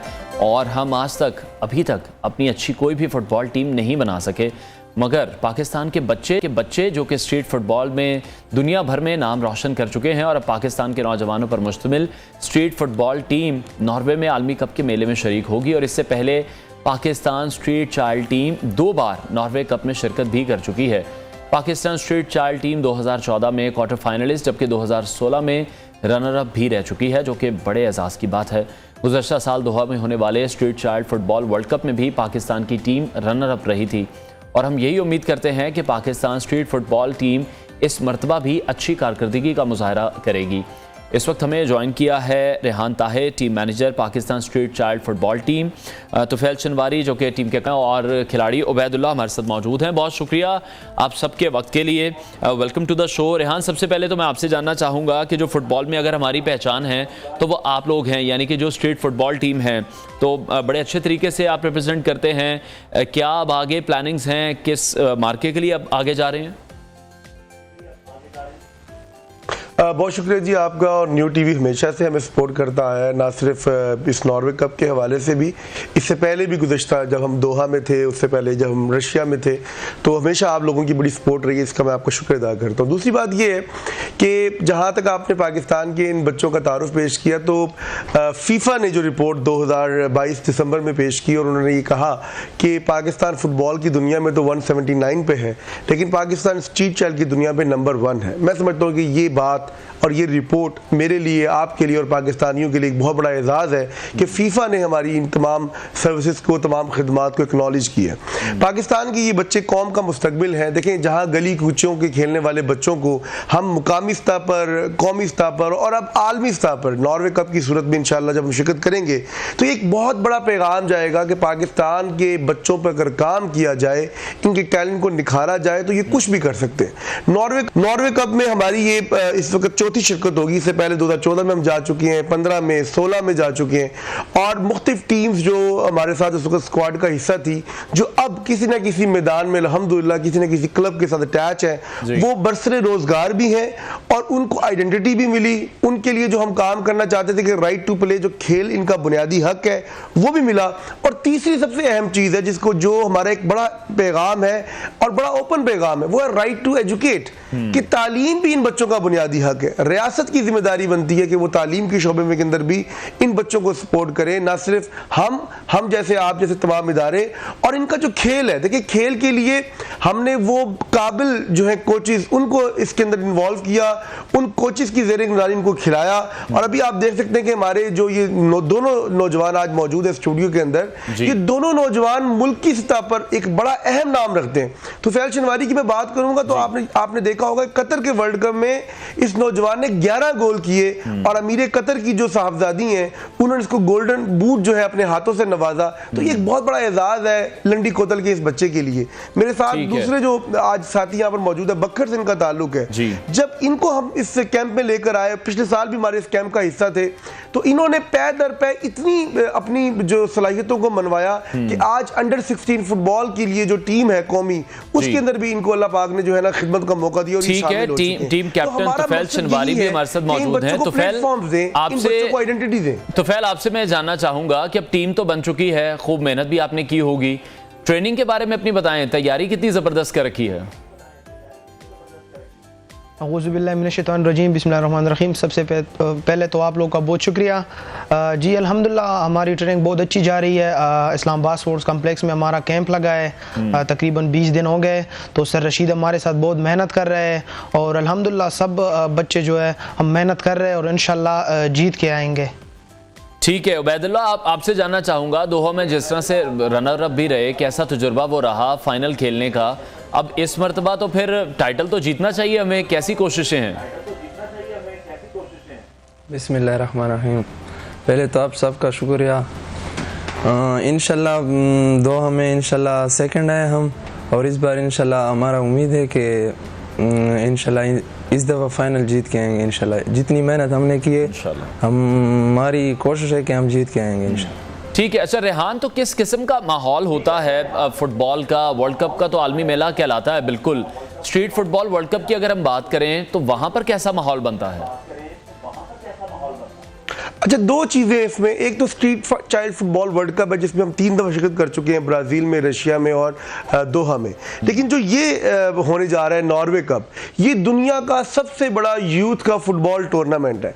इसमें जितनी भी आलमी टीमें, पाकिस्तान की तो टीम मौजूद नहीं है ऑब्वियसली आलमी स्तर पर, लेकिन जो दीगर टीमें मौजूद हैं उनके हाजिर सर्विस जो कोचेज़ हैं वो वहाँ पर तशरीफ़ लाते हैं। एज ए मुबस्सिर वो इन बच्चों की टैलेंट को ऑब्जर्व करते हैं और वहाँ से इन बच्चों को मौका मिल सकता है किसी भी आलमी मंजरनामे में, किसी भी इंटरनेशनल काउंटी खेलने का, किसी भी क्लब को ज्वाइन करने का, ताकि ये बरसरे रोजगार भी हो सके और ये अपनी सलाहियतें उन क्लब के साथ मनवा सकें। तो ये मेरे ख्याल से नॉर्वे कप का हमारी जो शिरकत होती है इसकी बुनियादी वजह ये होती है कि हम पूरी दुनिया के वो बच्चे, इसमें स्ट्रीट चाइल्ड बच्चे नहीं होते, लेकिन हम क्योंकि स्ट्रीट चाइल्ड बच्चों पे काम करते हैं तो हम इन बच्चों को नुमाइंदगी करवाते हैं हर दफा, ताकि पाकिस्तान के स्ट्रीट चाइल्ड बच्चे उन बच्चों के साथ खड़े हो जाए, हम आहंग हो जाए जो अमूमी बच्चे हैं। और जब इनका मुकाबला इस दफा यूके की टीम के साथ होगा, फ्रांस के साथ होगा, कनाडा के साथ होगा, अच्छी टीमें, अच्छे तरक्की याफ्ता ममालिक के टीमों के जब बच्चे आएंगे जो डेवलप नेशंस हैं, तो यकीनन इनका कॉन्फिडेंस भी बढ़ेगा और वहां पर जो लोग इनको देख रहे होंगे तो इनको मौका मिलेगा अपनी सलाहियतों को मनवाकर एक आला सतह की जगह पर अपना नाम मनवाने का और अपने मुस्तकबिल को रोशन करने का। तो ये बेसिकली एक प्लेटफॉर्म है। लेकिन जो कतर का वर्ल्ड कप था, जो हमारा इससे पहले रशिया वर्ल्ड कप था, वो purely street child world cup था। पूरी दुनिया की जो पस्त कौमें हैं, जो नॉन डेवलप कौमें हैं, जो गरीब ममालिक हैं, उनके बच्चे, जिसमें पाकिस्तान है, चाड है, इंडिया है, श्रीलंका है, बांग्लादेश है, अफ्रीका के ममालिक हैं, ब्राज़ील है, इनके जो स्ट्रीट चाइल्ड बच्चे हैं पूरी दुनिया से उनके फुटबॉल के टैलेंट को हम आहंग करके वहां पर इकट्ठा किया जाता है। अच्छा, यहां पर एक बात मैं आपको अर्ज करूं कि फुटबॉल ही क्यों, अक़वाम मुत्तहिदा की जो प्रेस ब्रीफिंग के मुताबिक जो रिपोर्ट आई, उन्होंने ये फरमाया कि फुटबॉल आइकन है डेवलपमेंट का। फुटबॉल ऐसे ही है जैसे आप दुनिया से एक फ्रस्ट्रेशन को, इरिटेशन को, एंग्जाइटी को दूर करते हैं किक लगा के, इसी तरह हम दुनिया को डेवलप कर सकते हैं। और ये गरीब परवर खेल है। हमने भी अपने स्पोर्ट्स फॉर डेवलपमेंट के चैलेंज को फुटबॉल के थ्रू हमने इसलिए चुना कि ये 22 बच्चों को इंगेज करता है। पाकिस्तान एक गरीब मुल्क है, गली कूचों में सबसे मारूफ खेल क्रिकेट तो है ही है, लेकिन अगर आप चले जाएं कबायली इलाकों की जानिब, आप चले जाएं कराची लियारी की जानिब, आप बलोचिस्तान के दूर दराज इलाकों में चले जाएं, वहां सहूलियात नहीं है। ये बच्चे भी उन्हीं एरिया से बिलोंग करते हैं, तो वहां फुटबॉल खेला जाता है, वहां फुटबॉल को बड़ी वैल्यू दी जाती है। तो हमने भी इसी गोल को, इसी जो है एलिमेंट को इस्तेमाल करते हुए स्पोर्ट्स के जरिए इनकी डेवलपमेंट पे काम किया। राइट टू आइडेंटिटी की बात मैं पहले कर चुका हूं, राइट टू एजुकेट की बात, और तीसरी बात राइट टू प्ले, कि खेल इनका बुनियादी हक है। ठीक है, तो फैल आपसे जानना चाहूँगा, जिस तरह से अभी हमें रेहान ने भी बताया कि बड़ा ज़बरदस्त आपने परफॉर्म किया, आपने 11 गोल किया, आपको गोल्डन बूट भी मिला, तो दिल तो फिर करता होगा कि पाकिस्तान जो टीम है वो फुटबॉल के वर्ल्ड कप में भी शिरकत करे, वो भी जीते। बिल्कुल, हमारी ड्रीम यही है कि हम पाकिस्तान को बड़े बड़े जगहों पे रिप्रेजेंट करें। जैसा फीफा है, फीफा अगर हम बात करें, पाकिस्तान का इतना अच्छा टीम नहीं है, 200 नंबर पे है, तो इंशाल्लाह हम मेहनत करेंगे और वहाँ पे अपने टीम पाकिस्तान को वहाँ पे लेके जाएंगे इंशाल्लाह हम ही। ठीक है, जो नए आने वाले प्लेयर्स हैं फुटबॉल खेलना चाहते हैं, क्योंकि हम देखते हैं कि हुकूमती सरपरस्ती उस तरह से नहीं है, पाकिस्तानी जो टीम है वो फुटबॉल के वर्ल्ड कप में भी कहीं हमें दिखाई नहीं देती, हम बहुत पीछे हैं, उनके लिए क्या मैसेज आप देना चाहेंगे? वो किस तरह से मेहनत करें? बिल्कुल, अगर मैं अपने बारे में बात करूं तो मैं भी एक पासमानदा इलाके से उलंडी कोतल से, मुझे भी एक प्लेटफॉर्म मिला है, लेकिन हुकूमत से नहीं मिला है, मुझे एक मुस्लिमेंट से मिला है, जो मैदान प्रोजेक्ट है उससे मिला है। वो स्टील चाइल्ड पहली दफ़ा मैं उसमें था, जो सारा प्लेटफॉर्म दिया तो वो मैदान ने दिया है। तो मैं अपने इलाकों के बच्चों को और जितने भी पाकिस्तान में स्टील चाइल्ड बच्चे हैं, मैं उनको ये पैगाम देना चाहता हूँ कि मेहनत करें और इंशाल्लाह अल्लाह ताला आपको सिला देगा, और बस यही है कि मेहनत करो, इंशाल्लाह अल्लाह ताला सिला देगा। ठीक है उबैदुल्ला, आपसे मैं ये जानना चाहूँगा कि अभी जो आप जा रहे हैं, स्ट्रीट फुटबॉल टीम हमारी जा रही है नॉर्वे में आदमी कप खेलने के लिए, उसके लिए अब कैसी तैयारियां हैं? माशाल्लाह बहुत अच्छी तैयारी है, मेहनत कर रहे हैं, सुबह भी ट्रेनिंग करते हैं फिज़िकली और शाम को भी ट्रेनिंग करते हैं। इसमें कई मैच, फ्रेंडली मैच भी हमने खेली और हमने जीती है। यकीन है और उम्मीद है कि इंशाल्लाह ट्रेनिंग भी बहुत अच्छा किया है और रिज़ल्ट भी देंगे इंशाल्लाह। ठीक है, बहुत शुक्रिया रेहान ताहिर, तुफैल चनवारी और उबैदुल्ला हमारे साथ इन कॉन्वर्सेशन थे। और नाज़रीन, उम्मीद हम यही करते हैं कि जो पाकिस्तान की फ़ुटबॉल की स्ट्रीट टीम है ये जीत कर आए, अपने नाम करे, और जो लड़के हैं उनकी जानिब से तो भरपूर कोशिश भी की जा रही है। और फुटबॉल के बाद अब बात करते हैं कुछ क्रिकेट के हवाले से। तो श्रीलंका में पाकिस्तानी टीम मौजूद है जो कि वहाँ पर श्रीलंकन टीम पर भारी पड़ रही है। इब्रार अहमद की जादुई गेंदें हमने देखी जो कि लंकन को बिल्कुल भी समझ नहीं आ रही, और इसके साथ साथ नसीम शाह की बॉलिंग की बात करें, शाहीन आफरीदी की जो घूमती गेंदें हैं वो विकेटें उड़ा रही हैं। पाकिस्तानी बॉलर्स ने श्रीलंका की पूरी टीम को 166 रन पर ढेर कर दिया, जबकि पाकिस्तान ने खेल के अख्ताम तक 2 विकेटों के नुकसान पर 145 रन बना लिए हैं। तो इस वक्त कौमी टीम को श्रीलंका की पहली इनिंग्स की बर्तरी ख़त्म करने के लिए सिर्फ 21 रन दरकार हैं। अब्दुल्ला शफीक ने 74 रन बनाए, बाबर आजम 8 रन बनाकर उनके साथ क्रीज पर मौजूद हैं, नॉट आउट हैं। लेग स्पिनर इब्रार अहमद ने 4 विकेटें हासिल की हैं, जबकि नसीम शाह ने 3 और शाहीन आफरीदी ने 1 विकेट हासिल की है। कोलंबो में खेले जा रहे इस दूसरे टेस्ट में श्रीलंका ने टॉस जीतकर पहले बैटिंग का फैसला किया, लेकिन ये फैसला उनके हक में बेहतर साबित नहीं हुआ। और आज के दिन के पाकिस्तान ने अगर अच्छी लीड हासिल कर ली तो फिर मैच पर जो पाकिस्तान की गिरफ्त है वो मजबूत हो जाएगी। तो कोशिश तो यही करनी चाहिए कि आज का ये जो टेस्ट मैच है ये भी पाकिस्तान अपने नाम करे। स्पोर्ट्स तजियाकार नसीम राजपूत साहब ने हमें ज्वाइन किया, उनसे इस हवाले से मजीद बात करेंगे। सर, बहुत शुक्रिया आपके वक्त के लिए। कल पाकिस्तानी बॉलर्स ने श्रीलंकन को आउट क्लास कर दिया, अच्छा कोई फैसला उनके लिए साबित नहीं हुआ पहले बैटिंग करने का? देखिए, पिछले मैच में भी उन्होंने पहले बैटिंग की थी, लेकिन इस मैच में पाकिस्तान जो पिछला मैच खेला है, खासकर जिस बॉडी लैंग्वेज के साथ खेला है, वो बहुत इंपॉर्टेंट थी। आपने देखा होगा जिस रन रेट के साथ हम खेले, हमारे बैट्समैन जिस स्ट्राइक रेट के साथ खेले, जो बॉडी लैंग्वेज हमारी ग्राउंड के अंदर दिखाई दी है श्रीलंका में, जिस तरीके के कल हमने रन्स किए, ऐसा पहली दफा नहीं हुआ कि हमने 160 रन पर आउट किया हो, लेकिन 160 रन पे आउट करने के बाद पहले ही दिन के इख्तिताम पर हम लीड उतारने की पोजीशन में आ गए हो, हम इतना तेज खेल रहे हो, ऐसा शायद माजी में नहीं हुआ। हमारी अप्रोच चेंज दिखाई दे रही है, वो जो एक बेसबॉल क्रिकेट आ गई है, अब ऐसा लगता है कि हम एक मिनी बेसबॉल क्रिकेट खेल रहे हैं, और ये बहुत ही इंपॉर्टेंट है। देखिए, मॉडर्न डे क्रिकेट जिस तरीके की खेली जा रही है, पिछला टेस्ट मैच अगर आप देखें जी, तो उसमें 5 आउट होने के बाद भी जिस अंदाज से आगा सलमान और सऊद शकील खेले थे, रन बॉल खेले थे, 6 रन ओवर में खेल रहे थे, जो ऐसा हम नहीं खेलते। हमारे बैट्समैनों के स्ट्राइक रेट में एटलीस्ट 3 से 4 का फर्क पड़ा है। अगर वो 30 की स्ट्राइक रेट से बैटिंग करते थे, बहुत अच्छी, मैं तेज बता रहा हूँ, बहुत ज्यादा कोई खेल गया तो 35 करते थे, अब हम 80 पे बैटिंग कर रहे हैं, हम 90 पे बैटिंग कर रहे हैं, हमारा स्ट्राइक रेट इतना चेंज हुआ है। तो जो एक पॉजिटिव अप्रोच है उसका इम्पैक्ट दिखाई दे रहा है। कल श्रीलंका के 2 खिलाड़ी रन आउट हो गए, हमारे कैचेस बहुत अच्छे थे, बॉडी लैंग्वेज बहुत अच्छी थी। नसीम शाह की जो अभी आप बात कर रहे थे, वाकई में मोस्ट इम्प्रूव बॉलर हम पाकिस्तान का उन्हें करार दे सकते हैं। स्पिन डिपार्टमेंट भी कहीं ना कहीं जो है वो कुछ एक स्पार्क दिखाई दे रहा है। तो it's a combined team effort, और आप सही कह रहे हैं, आज का दिन पाकिस्तान पूरा बैटिंग करता है तो बहुत फायदा होगा। ठीक है नसीम साहब, जिस तरह से मॉडर्न डे क्रिकेट की आप बात कर रहे हैं, मिकी आर्थर जब आए थे तो उन्होंने इस तरफ इशारा किया था कि पाकिस्तानी क्रिकेट को तब्दील होने की ज़रूरत है, मॉडर्न क्रिकेट की तरफ आने की ज़रूरत है। जब से हमने देखा है ब्रेंडन मैकलम तर्ज की जो क्रिकेट एक स्टार्ट हुई है इंग्लैंड के बाद, अब पाकिस्तानी टीम भी उस पर काम कर रही है, तो पूरे तरीके से उसको अडॉप्ट कर पाएगी? क्योंकि जब हम बहुत तेजी में खेलते हैं, प्रेशर में आते हैं, तो फिर विकेट भी गंवाते हैं। देखिए, पाकिस्तान ने बहुत तेजी के साथ अडॉप्ट नहीं की, और आपने मेरा लफ्ज सुना होगा, मैंने कहा मिनी बेसबॉल। अभी मैंने बेसबॉल की टर्म लिया ही नहीं, और वाकई में हमें बहुत एहतियात के साथ चेंज करना होगा। इसकी वजह यह है कि हम बहुत ज्यादा स्लो खेला करते थे। वो जो एक क्रिकेट की टर्म में कहते हैं ना, ठक्का लगाना, क्रीज पे जाके खड़े हो जाना, तो ये हम बहुत ज्यादा करते थे। तो हम अगर एकदम से चेंज होने की कोशिश करेंगे तो फिर वो कहते हैं ना, कौवा चला हंस की चाल और अपनी चाल भी भूल गया, वो हमारे लिए और डिफिकल्ट हो जाएगा। हम आहिस्ता आहिस्ता अपने आप को रीशेप कर रहे हैं। ठीक है, ट्रांजिशन जो होगी वो स्मूथ होनी चाहिए। जिस तरह हम कर रहे हैं, मेरे ख्याल है ये बेहतर है। हम नहीं गए अभी 100 के स्ट्राइक रेट पे, हम गए 70 और 80 के स्ट्राइक रेट पे।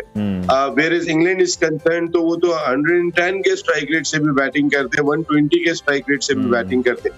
और हमारे कुछ खिलाड़ियों का कॉन्सेप्ट दिखाई दे रहा है। आप शान मसूद को देखें, उन्होंने दूसरी इनिंग खेली है, वो एक मुख्तसर इनिंग खेली थी, उन्होंने 39 रन की गोल्ड टेस्ट में, वो 31 बॉल पे थी। और यहाँ पर उन्होंने जो 51 रन किए हैं वो 46 बॉल्स पे किए। तो 100 के मोर देन 100 के स्ट्राइक रेट से बैटिंग करें, तो ये बहुत अच्छा साइन है। ठीक है नसीम साहब, स्पिनर को लेकर बहुत ज्यादा कंसर्न्स हैं हमारी टीम में कि हमें उस तरह के स्पिनर्स नहीं मिल रहे जो पाकिस्तानी टीम में पहले मौजूद थे। अभी इब्रार अहमद की बॉलिंग में हम देख रहे हैं काफी निखार है आ रहा है। इब्रार ने पहले टेस्ट में भी अच्छी बॉलिंग की थी। देखिए, अबरार को हमारी सबसे बड़ी गलती ये थी कि अबरार को जहां हमें बहुत ज्यादा एतमाद दे देना चाहिए था, वहां हमने एतमाद नहीं किया। हम उनको बाहर करके रखा हमने। हमारे पास दूसरा कोई स्पिनर नहीं है। हम ये जानते हैं नुमान अब उम्र उनकी ज्यादा हो गई है, मिस्ट्री स्पिनर मिल गया। सारी दुनिया मिस्ट्री स्पिनर का बेहतरीन इस्तेमाल करती है। अबरार मेरी नजर में ज्यादा effective bowler wide ball cricket के, ओडीआई और T20 के लिए ये बहुत ही खतरनाक बॉलर है, और वो ये प्रूफ कर चुके हैं। तो अब अबरार को जो दरमियान में आपने उसका टाइम जाया किया, अबरार को कॉन्फिडेंस दे, अबरार की ग्रूमिंग करें, एशिया कप के लिए करें, और उसके बाद इंडिया में होने वाले वर्ल्ड कप के लिए करें। ये आपका बड़ा सरप्राइज पैकेज है। देखिए, आपने माजी में जब भी वर्ल्ड कप खेला है, सईद अजमल के साथ शाहिद खान अफरीदी, एक टॉप क्लास स्पिनर आपकी टीम में वर्ल्ड कप में होता है। जो जेन्युइन स्पिनर होता है, वो कोई ऑलराउंडर नहीं होता। तो अगर शाहिद खान अफरीदी की जगह शादाब खान ले रहे हैं, तो फिर आपको एक जेन्युइन स्पिनर चाहिए ही चाहिए। और आई थिंक अबरार जिस तरीके की बॉलिंग कर रहे हैं, उनको कॉन्फिडेंस दे, उनको एतमाद दे, वो पाकिस्तान क्रिकेट के लिए बेहतर होगा, वर्ल्ड कप के लिए भी वो बहुत इंपॉर्टेंट होंगे। तो आज आप क्या समझते हैं, पाकिस्तानी टीम को पूरा दिन खेलने की कोशिश करनी होगी, अपनी पोजीशन स्ट्रांग करने के लिए कितनी लीड हासिल करनी चाहिए कि ये टेस्ट भी हम जीतें? पूरा दिन खेलें या नहीं खेलें, लेकिन ऐसे ही खेलेंगे जैसा हम खेलते आ रहे हैं। अगर हम ऐसा खेलते हुए 2 सेशन भी खेल जाते हैं, तो उस सूरत में हम तकरीबन 250 रन स्कोर करने में कामयाब हो जाएंगे, 225 रन स्कोर करने में कामयाब हो जाएंगे। तो हमारे स्कोर 350 रन हो जाता है, 450 रन हो जाता है। तो आप अगर पूरा दिन खेल गए तो हम बहुत ही स्ट्रॉन्ग पोजीशन में आ जाएंगे, क्योंकि अब सिर्फ 21 रन रह गए। लेकिन अगर हम पूरा दिन नहीं खेलते, हम 2 सेशन भी यहाँ से खेल जाते हैं, तो मेरी अपनी राय में और जिस अंदाज से इस वक्त हम क्रिकेट खेल रहे हैं, पाकिस्तान बहुत स्ट्रॉन्ग पोजीशन में आ जाएगा। ठीक है, तो नसीम साहब, श्रीलंका की टीम आपको क्या लग रहा है कि अपने मुल्क की पिचेस पर कोई बड़ा स्कोर करने में कामयाब क्यों नहीं हो रही? देखिए, श्रीलंका की क्रिकेट उनकी टीम बहुत अच्छी नहीं है, लेकिन रिसेंट पास्ट के अंदर उन्होंने अफगानिस्तान को तंग किया था, और भी जो गोरे मुल्क गए थे, न्यूजीलैंड गया था, उनको उन्होंने जरूर तंग किया था। उनके स्पिनर्स, उनकी कंडीशन ऐसी है।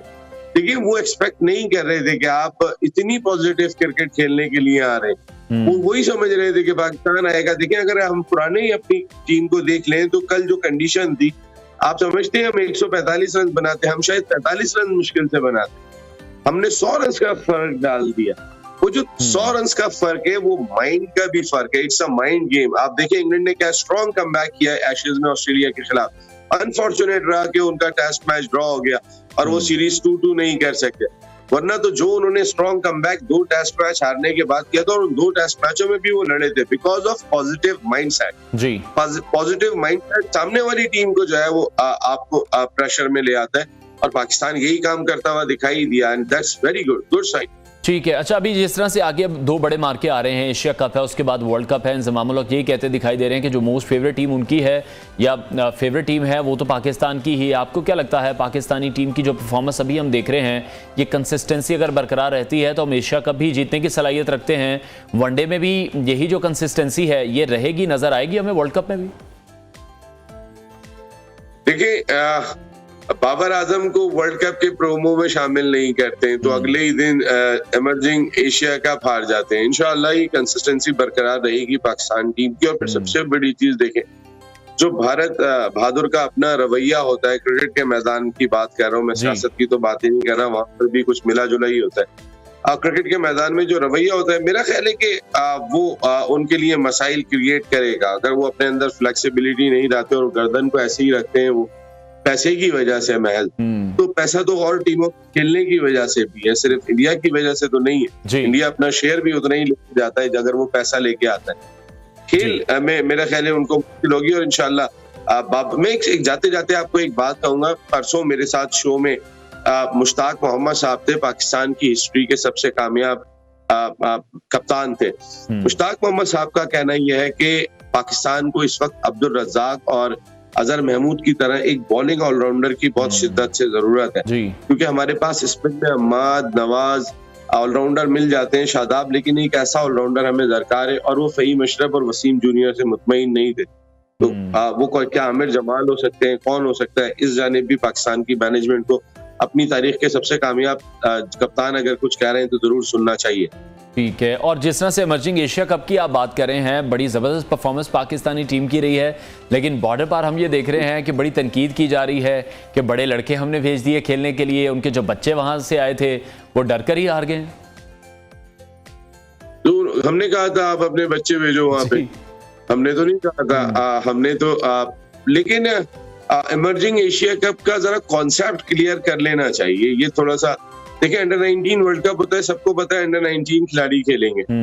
इमर्जिंग एशिया कप में आपकी ए टीम खेलती है, ए टीम में कुछ इंटरनेशनल प्लेयर्स होते हैं, कुछ आपके डोमेस्टिक प्लेयर्स होते हैं। इंडिया के जितने 8 या 9 प्लेयर्स तो अभी आईपीएल खेल के आ रहे थे, आईपीएल इंडियन प्रीमियर लीग, इतना बड़ा इवेंट खेल के आ रहे थे, वो तो उसके आगे कोई इवेंट ही नहीं मानते। तो 8 लड़के तो उनके वो खेल के आ रहे थे।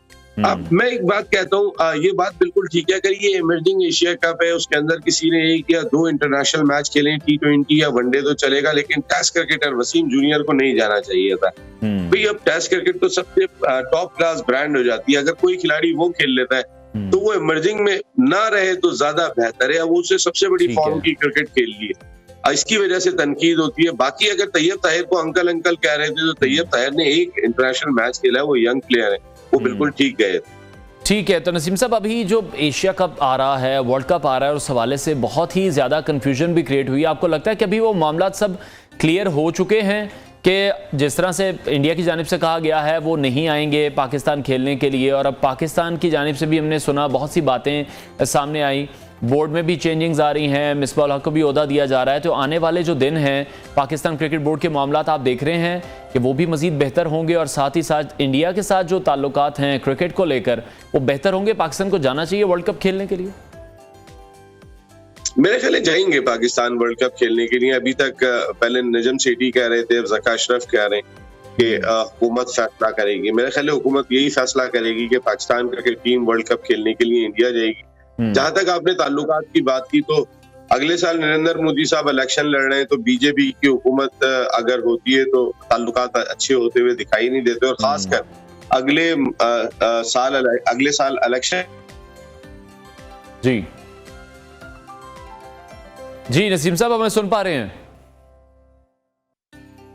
नसीम राजपूत से एक बार फिर से कनेक्ट करने की कोशिश का यही कहना था कि एशिया कप तो न्यूट्रल जो वेन्यू है उस पर खेला ही जाएगा, पाकिस्तान में भी कुछ मैचेस होंगे, और पाकिस्तानी टीम को वर्ल्ड कप खेलने के लिए हिंदुस्तान ज़रूर जाना चाहिए। सबसे बड़ा मार्का है और सब लोगों की नज़रें होती हैं पाकिस्तान और इंडिया के मैच पर। बहरहाल अभी जो परफॉर्मेंस पाकिस्तानी टीम की जारी है श्रीलंका में वो बहुत ही शानदार है, और अब देखना यह है कि पाकिस्तानी टीम आज किस तरह का परफॉर्म करती है और इस टेस्ट को जीतने के लिए भी कितनी कोशिश करती है। ब्रेक लेते हैं नाज़रीन, ब्रेक के बाद आपको दोबारा ज्वाइन करेंगे।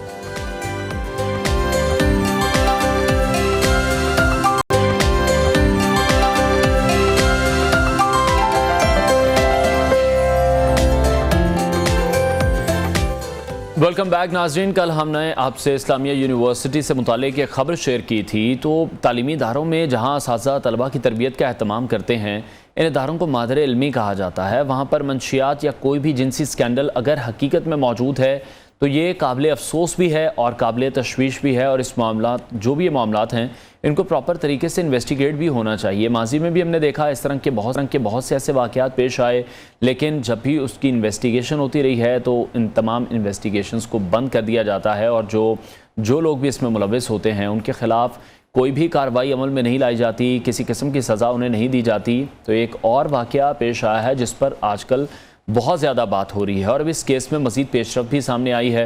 निगरान वज़ीर आला पंजाब ने आला पुलिस अफसरान की तहकीकाती कमेटी कायम कर दी है, जबकि कौमी असम्बली की इस कायमा कमेटी ने पेश ना होने पर VC के वारंट जारी करने की हिदायत भी की है। कायमा कमेटी ने इस्लामिया यूनिवर्सिटी बहावलपुर के वाइस चांसलर के वारंट जारी करने की हिदायत जारी की है। चेयरमैन HEC डॉक्टर मुख्तार का ये कहना है कि vice chancellor Islamia university Bahawalpur किसी की भी नहीं सुनते। DPO बहावलपुर को भी कायमा कमेटी में तलब किया गया है, जबकि चेयरमैन HEC डॉक्टर मुख्तार ने कहा है कि एक बाप और एक उस्ताद की हैसियत से मैं ये चाहता हूँ कि अल्लाह करे ये वाक़या झूठ निकले। ये बात बाइस शर्म है।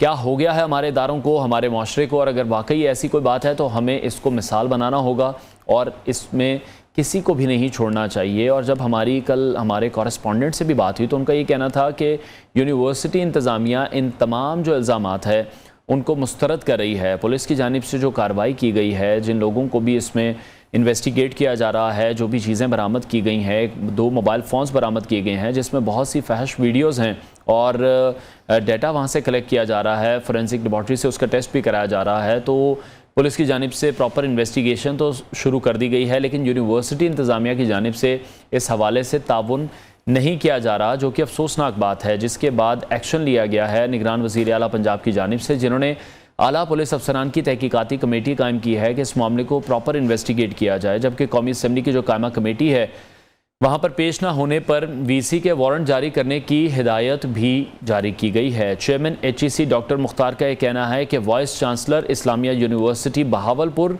किसी की भी नहीं सुनते। DPO बहावलपुर को भी कायमा कमेटी में तलब किया गया है। चेयरमैन HEC का इस हवाले से कहना था कि एक बाप और एक उस्ताद की हैसियत से मैं ये चाहता हूँ कि अल्लाह करे ये वाक़या झूठ निकले। जब भी इस तरह के वाक़यात पेश आते हैं तो हम ये देखते हैं कि कोई भी एक्शन यूनिवर्सिटी इंतज़ामिया की जानिब से नहीं लिया जाता। जैसे ये मामलात शुरू होते हैं और जब बहुत बड़े ये मामलात बन जाते हैं, ये वाक़यात एक बहुत बड़ा रुख इख्तियार कर लेते हैं, फिर इसको इन्वेस्टिगेट किया जाता है, फिर पुलिस भी हरकत में आती है। जिस तरह से भी निगरान वज़ीर आला पंजाब की जानिब से भी इस हवाले से नोटिस लिया गया है। हमारे कॉरेस्पॉन्डेंट बहावलपुर से वजाहत बशीर हैं, उन्होंने मैं ज्वाइन किया। वजाहत, कल हमारी आपसे बात हुई थी और आपने यही कहा था कि जो यूनिवर्सिटी इंतज़ामिया है वो ये बात मानने को तैयार नहीं है। वो ये कह रही है कि पुलिस इंतकामी कार्रवाई कर रही है। पुलिस को क्या ज़रूरत है किसी के खिलाफ इंतकामी कार्रवाई करने की? हाँ जी बिल्कुल, जो इस्लामी यूनिवर्सिटी का जो अफसोसनाक वाक़या जो कुछ दिन कबल पेश आया, जिसमें यूनिवर्सिटी के मुलाजमीन भी गिरफ्तार हुए, लेकिन अब तक इतलात के मुताबिक पुलिस जो है कार्रवाइयाँ बिल्कुल 100% सही कर रही है। इस सिलसिले में यूनिवर्सिटी आज वाइस चांसलर 1:30 पर एक प्रेस कॉन्फ्रेंस भी करने जा रहा है, जिसमें जो मुलाजमीन गिरफ्तार किए गए हैं उनके बारे में उनका मौका भी पेश करेंगे। और दूसरी बात ये भी बता दूं कि यूनिवर्सिटी के वाइस चांसलर जो अतर महबूब हैं, उनका आज टर्नओवर खत्म हो रहा है, उनका आज लास्ट डे भी बताया जा रहा है। अब वो अपनी कोशिशों में लगे हुए। कायमा कमेटी ने कल उनको बुलाया लेकिन वो वहां पर पेश नहीं हुए। उन्होंने वारंट गिरफ्तारी जारी करने की सजा की, लेकिन उसके बाद ये बताया जा रहा है कि वाइस चांसलर इस्लामी यूनिवर्सिटी अतर महबूब सिर्फ वो लाहौर में रहे, अपनी सिफारिशें मुख्तलिफ किस्म की करा दे रहा है कि अपना टर्नओवर एक्सटेंड करवाया जाए, लेकिन अभी तक एक्सटेंशन की खबरें सामने नहीं आ रही। लेकिन ये भी बताया जा रहा है कि गवर्नर पंजाब ने उन्हें फौरी तौर पर ओहदा छोड़ने की हिदायत कर दी है कि वो फौरी तौर पर अपना ओहदा छोड़ दें और अपने जिम्मेदारी छोड़ के यहाँ से चले जाएं। लेकिन अभी तक कंफर्मेशन नहीं हो रही। तकरीबन 1:30 बजे प्रेस कॉन्फ्रेंस के बाद सारी सब चीजें क्लियर हो सकेंगी। ठीक है वजाहत, लेकिन अभी हम देख रहे हैं कि जो विक्टिम्स हैं उनका सामने आने का जो सिलसिला है वो भी शुरू हो गया। हमने भी कोशिश की थी, एक विक्टिम ने हमसे कांटेक्ट किया था, अब उनसे हम बात करने की कोशिश कर रहे हैं, लेकिन शायद कोई प्रेशर है उन पर। आपके थ्रू ही हमारी उनसे बात हुई थी, तो लोग अब बात भी नहीं कर रहे क्या इस मामले में?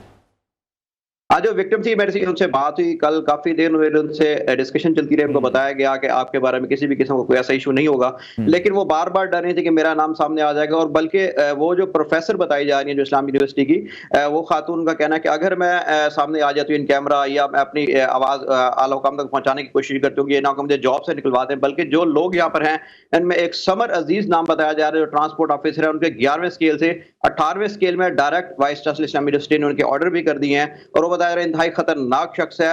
और उसने जो खातून थी उन्होंने बताया कि जो अब तक 3 बंदे जो गिरफ्तार हो चुके हैं, लेकिन उनमें से सबसे उनका वो आटे में नमक के बराबर भी नहीं है। लेकिन जो समर अजीज नाम का शख्स जो बताया जा रहा है ट्रांसपोर्ट ऑफिसर, वो कहते हैं कि उसमें उसके पास इससे भी ज्यादा मवाद मौजूद है, जिसमें खवातीन की नाज़िबा वीडियोज, इसके अलावा जिनसी अद्वियात और काफी चीजें इस तरह के काम करते हैं। ये भी बताया गया है कि उसने हॉस्टल भी बना रखा था कुछ अर्सा कबल, वहां पर लड़कियों को जाकर वहां पर ब्लैकमेल भी करता था, उनकी वीडियोज भी बनाता था। उसके बाद ये तमाम अपने काम आगे मजीद बढ़ाता था। लेकिन अभी तो हम ये देख रहे हैं कि जो चेयरमैन एचईसी हैं वो भी हमें बहुत बेबस दिखाई दे रहे हैं। वो कह रहे हैं कि जो वीसी साहब है वो तो किसी की भी नहीं सुनते।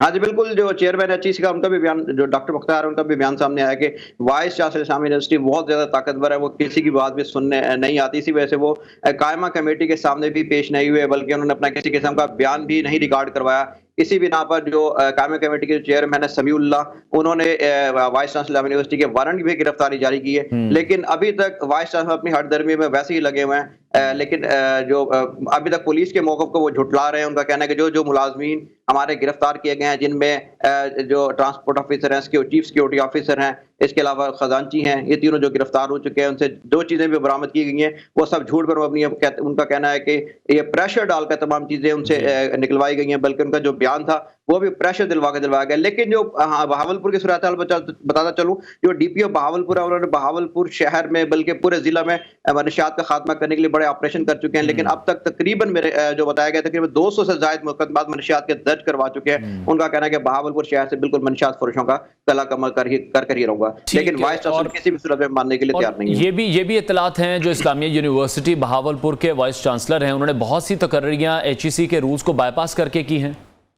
हाँ जी बिल्कुल, जो वाइस चांसलर इस्लामी यूनिवर्सिटी अतर में उन्होंने भी बहुत सारी तकर्रियां रूल से हटकर की। इसके अलावा बहुत सारे करप्शन के केसेस उनके सामने आ रहे हैं। उनके खिलाफ नैब्स में और दूसरे इदारों में भी करप्शन के केसेस दायर किए गए, लेकिन वो इतने ज्यादा पावरफुल होने की वजह से अभी तक उनके खिलाफ किसी भी किस्म की कोई कार्रवाई सामने नहीं आ रही। अब ये देख रहा है कि उनका तकर्री खत्म होने के बाद कोई करप्शन के केसेस या मजीद चीजें सामने आ सकेगी। जो एक और बात बता चलो, जो खातून थी जिनका नाम अभी उन्होंने बताया कि मेरा नाम शो नहीं कीजिएगा प्लीज, तो उन्होंने कहा कि मैं इंशाल्लाह आज का दिन वीसी का लास्ट डे, अगर वीसी की तकर्री की सूरत में आगे एक्सटेंड नहीं होती तो कल से इंशाल्लाह मैं मीडिया के सामने भी आ जाऊंगा, तमाम जो बयान है वो अपना रिकॉर्ड करवाऊंगी। जो लोग ब्लैकमेलिंग में शामिल हैं, जो लड़कियों को ब्लैकमेल करते हैं, जो मनशियात में लगाते हैं और ड्रग्स में लगवाते हैं, उन सब के खिलाफ मैं अपना तमाम बयान रिकॉर्ड करवाऊंगी। वजाहत पहले तो यही बात की जा रही थी कि जो तालिबात की नाज़िबा तस्वीर हैं वो लीक हुई हैं, तो अभी तो हम देख रहे हैं कि कुछ लेक्चरार भी हैं ऐसी, उनका भी पर्सनल डाटा लीक हुआ है। हाँ जी बिल्कुल, तलबात के अलावा जो अब आपके सामने जो मैं जिसका खातून का जिक्र कर रहा हूँ वो भी प्रोफेसर है इस्लामी यूनिवर्सिटी में। उनका कहना था इस तरह के तमाम बहुत सारे खवातीन मौजूद हैं जिनको ये ब्लैकमेल करते हैं मुख्तलिफ तरीके से। अगर उनकी बात किसी भी सूरत में ना मारी जाए, उनको ब्लैकमेल के जहाज से मनाया जाए तो उनको ट्रांसफर करने के, इसके अलावा जॉब से निकलवाने की धमकियां दी जाती हैं। जो समर अजीज नाम का मैं ट्रांसपोर्ट एक ऑफिसर बता रहा हूँ, उनका कहना था कि ये जो शख्स है इंतहाई खतरनाक है, बल्कि ये वीसी का बिल्कुल करता धरता है। अगर इसको गिरफ्तार पुलिस अगर इसको गिरफ्तार कर लेती है तो ऐसे समझे कि वाइस चांसलर इस्लामी यूनिवर्सिटी गिरफ्तार हो जाते हैं। अगर समर अजीज गिरफ्तार हो जाए तो बहुत सारी चीजें इस्लामी यूनिवर्सिटी के खिलाफ मजीद भी निकल सकती हैं। लेकिन अब देखना यह कि पुलिस समर अजीज के खिलाफ कोई किस किस्म की कार्रवाई करती है या नहीं, ये आने वाला वक्त ही बताएगा। जी, तो इतने बड़े पैमाने पर हम जो देख रहे हैं कि मंशियात का इस्तेमाल हो रहा है, जो तालिबात वहाँ पर मौजूद हैं, उनकी नाज़िबा तस्वीर हैं, वीडियोस मौजूद हैं, क्या पहले ये मामला कभी पॉइंट आउट नहीं हुआ? जो बाकी लोग हैं, बाकी असातिज़ा हैं या स्टूडेंट्स हैं, उन्होंने कभी इस हवाले से कोई बात की हो? हाँ जी, जो इस तरह का एक पहले भी वाक़या हो चुका था, रहीमियर खान इस्लामी यूनिवर्सिटी का रहीमियर खान कैंपस, उसमें भी 2 यूनिवर्सिटी के एक अहम ओहदेदार थे, वो भी शामिल थे। लेकिन इस्लामी यूनिवर्सिटी के जो प्रोफेसर अतर महबूब हैं उन्होंने सारे मामले को दबा दिया था, किसी भी किस्म का मामला आगे आने नहीं दिया था, बल्कि पुलिस में भी रिपोर्ट किसी किस्म की कोई कार्रवाई नहीं की गई थी। आखिर लोग भी इतने बेचारे जो स्टूडेंट्स हैं, प्रोफेसर हजरात हैं, वो भी बेचारे बेबस हो जाते हैं जब किसी भी किस्म की किसी को कंप्लेन की जाए, उसके खिलाफ मजीद कार्रवाई नहीं होती, बल्कि उनको मजीद प्रेशर डाल के उनको चुप करा दिया जाता है। बल्कि उनको जॉब से निकालने की, या अगर वो स्टूडेंट्स हैं अगर वो बोलना चाहते हैं तो उनको क्लास से निकालने की धमकियां दी जाती हैं। जी, तो अभी जो इनिशियल रिपोर्ट सामने आई हैं, जो पुलिस इन्वेस्टिगेट करी है, या आपके पास क्या इत्तलात हैं कि यूनिवर्सिटी के कितने मर्द साजा हैं जो फिर इस घिनौने काम में मुलव्वस हैं? पुलिस ने तो अभी तक सिर्फ 3 अफराद भी गिरफ्तार किए हैं, लेकिन मेरे इत्तलात के मुताबिक मजीद भी कुछ दिनों में या कुछ घंटों में मजीद भी गिरफ्तारियां होने के इम्कानात मौजूद हैं, क्योंकि जो 3 अफराद गिरफ्तार किए गए हैं उनका कहना है कि और भी लोग इस घिनौने काम में मुलव्वस हैं, जिनमें यूनिवर्सिटी के मुलाजमीन हैं, बल्कि कुछ प्राइवेट लोग भी मौजूद हैं। अब ये देखना ये है कि पुलिस मजीद कितने दिनों में कार्रवाई इनकी करती है, या वाइस चांसलर इस्लामी यूनिवर्सिटी अतर महबूब के जाने का इंतजार कर रही है, क्योंकि आज उनका लास्ट डे है। अब ये आने वाला वक्त ही बताया गया कि इस्लामी यूनिवर्सिटी के प्रोफेसर अतर महबूब के जाने के बाद ये मजीद कार्रवाई होती है, या मे भी शायद देखें कब से होता है। लेकिन वाइस चांसलर अतर महबूब उनका लास्ट डे आज है, तो गवर्नर पंजाब ने वाइस चांसलर को अपना ओहदा भी छोड़ने की फौरी तौर पर हिदायत कर दी है, लेकिन अभी तक वो अपनी सीट पर मौजूद हैं और 1:30 बजे आज प्रेस कॉन्फ्रेंस भी कर रहे हैं, जिसमें तमाम मीडिया को अपनी तमाम सूरत हाल से आगाह करने के साथ साथ जो मुलाजमीन गिरफ्तार किए गए उनको वो इस बयान को तमाम को झूठा करार देने की कोशिश कर रहे हैं। ठीक है वजह, जब कल हमारी आपसे बात हुई आपने कहा था चीफ सिक्योरिटी ऑफिसर जो हैं इस्लामिया यूनिवर्सिटी बहावलपुर के, उनको पहले पकड़ा गया है, वो गाड़ी में मौजूद थे नशे की हालत में, उनके साथ कोई तालिबा भी मौजूद थी? हाँ जी, जो चीफ सिक्योरिटी ऑफिसर हैं सैयद एजाज हुसैन शाह, वो थाना बगदाद के एरिया बगदाद रोड जो यूनिवर्सिटी का बिल्कुल बगदाद कैंपस उस रोड पे, वो एक रोड पर जा रहे थे, वहां पर पुलिस का नाका लगा हुआ था। इस दौरान जब पुलिस उनको रोकने की कोशिश की तो उन्होंने अपनी कल्टस कार थी वो भगाने की कोशिश की, तो पुलिस ने नाकाबंदी करके फौरी तौर पर उसको गिरफ्तार किया, पकड़ा, रोकने के बाद उसकी जब तलाशी ली गई तो उसके साथ एक खातून भी मौजूद थी। जब वकार हुसैन शाह सैयद एजाज हुसैन शाह को जब मजीद तलाशी ली गई तो उसे जिनसियत व्यात, इसके साथ साथ आइस क्रिस्टल और इसके अलावा मजीद चीजें भी बरामद हुई। जब पुलिस ने इसको थाना बगदाद के हवालात में ले गए, वहां पे तो मोबाइल का चेक किया तो मोबाइल में बड़ी तादाद में नाज़िबा वीडियोस और तस्वीर खवातीन की मौजूद थी। इसके साथ ये सिलसिला नेक्स्ट अगले दिन सईद अल्ताफ हुसैन है जो ट्रांसपोर्ट ऑफिसर हैं, वो भी गिरफ्तार हुए। 3 अफराद अब यूनिवर्सिटी के गिरफ्तार हो चुके हैं, लेकिन अब मजीद गिरफ्तारी में मेरे ख्याल में कुछ दिनों में सामने आने वाली हैं। जी ठीक है, बहुत शुक्रिया वजाहत, हमें अपडेट कर रहे थे बहावलपुर से। इस्लामिया यूनिवर्सिटी का ये मामला है जिस पर ईरान वज़ीर आला की जानिब से भी कमेटी कायम की गई है और ये हिदायत जारी की गई हैं कि इस मामले को प्रॉपर तौर पर इन्वेस्टिगेट किया जाए। नाज़रीन, कुछ अहम और अच्छी खबरें हमें मिली थी खेल के मैदान से 2 रोज़ कबल, जब पाकिस्तान ने एशिया कप एमर्जिंग कप जो अपने नाम किया था, और उसके साथ साथ हमज़ा खान की एक शानदार परफॉर्मेंस थी जिसकी वजह से 37 बरस बाद हमने देखा कि स्क्वॉश का चैम्पियन पाकिस्तान बना है और एक बड़ी अहम, बड़ी उम्दा कामयाबी पाकिस्तान के नाम मिली है। हमज़ा खान हमारे साथ इन कॉन्वर्सेशन हैं, उनसे जानेंगे इस तमाम तर जीत से मुतालिक। हमज़ा, बहुत शुक्रिया आपके वक्त के लिए। पाकिस्तान का सबसे पहले तो आपको बहुत ज़्यादा मुबारकबाद हो, क्या फीलिंग्स हैं आपकी? सबसे पहले तो बहुत शुक्रिया कि आपने मुझे इस शो में इनवाइट किया। ठीक है, और मैं आपसे जानना ये चाहूँगा कि 37 बरस बाद पाकिस्तान को आपने ये फतह दिलाई है, कैसा महसूस कर रहे हैं?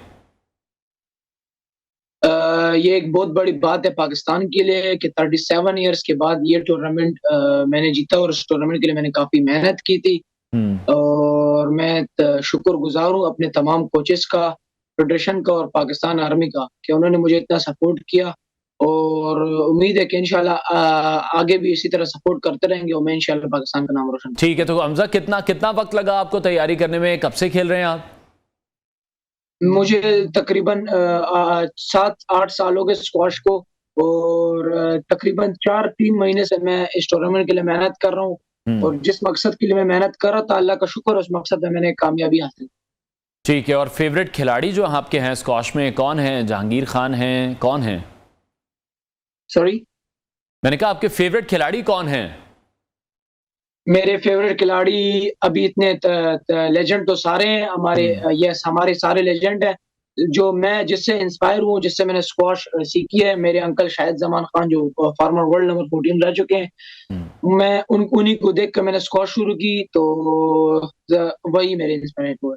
ठीक है, तो अभी आप किस तरह से देख रहे हैं जो स्क्वॉश फेडरेशन है वो किस तरह से काम कर रही है? एक बड़ी अच्छी जीत पाकिस्तान के नाम हुई है, इसमें आप देख रहे हैं कि मजीद बेहतरी आएगी, दोबारा से जो नौजवानों का रुझान है वो स्क्वॉश की तरफ आएगा? अगर सपोर्ट स्क्वॉश की तरफ फोकस ज्यादा रहा तो इंशाल्लाह स्क्वॉश में काफी ऐसे टैलेंटेड बच्चे हैं कि आगे जा सकते हैं। अगर उनको इतनी सपोर्ट नहीं मिली तो मुश्किल है कि इस तरह फिर इसी तरह इतना टाइम लगेगा। पाकिस्तान में 37 ईयर्स, ये बहुत बड़ी गैप है, ये नहीं होना चाहिए था, लेकिन अल्लाह का शुक्र है, अल्लाह ने पाकिस्तान को एक बार फिर इसमें इज्जत दी। तो मैं चाहता हूं कि पाकिस्तान गवर्नमेंट और पाकिस्तान स्क्वॉश फेडरेशन इस चीज को समझे और तमाम प्लेयर्स को सपोर्ट करे। लेकिन जिस तरह से आप बात कर रहे हैं, वाकई में 37 बरस एक बहुत तवील अरसा था कि पाकिस्तान इस खेल से बहुत दूर रहा है और अपने आप को मनवाने में हमें दोबारा से फिर बहुत ज़्यादा वक्त लगा है। तो क्या करना चाहिए स्क्वॉश फेडरेशन को, क्या करना चाहिए हुकूमत को? हुकूमत को ये फर्ज तो पाकिस्तान स्क्वॉश फेडरेशन का है कि अगर जो प्लेयर जो चीज मांगे उसको वही चीज अवेलेबल करो। कि अगर प्लेयर बोले कि मैंने ट्रेनिंग इस टाइम करनी है और मुझे ये डाइट। ठीक है, तो हमजा अभी आगे के क्या प्लान्स हैं, कौन से टूर्नामेंट के लिए तैयारी करेंगे अब? अभी इंशाल्लाह अगर मुझे सपोर्ट मिलती रही पाकिस्तान गवर्नमेंट की तरफ से, मेरे टिकट्स आपको थे, एक टिकट तकरीबन 7-8 लाख रुपए का है, तो मुझे साल के अंदर 12 टूर्नामेंट लाजमी खेलने होते। तो हम इतने फाइनेंशियली इतने स्ट्रांग नहीं है, तो मैं चाहता हूं कि मुझे टिकट्स और फाइनेंशियल थोड़ी सपोर्ट मिले।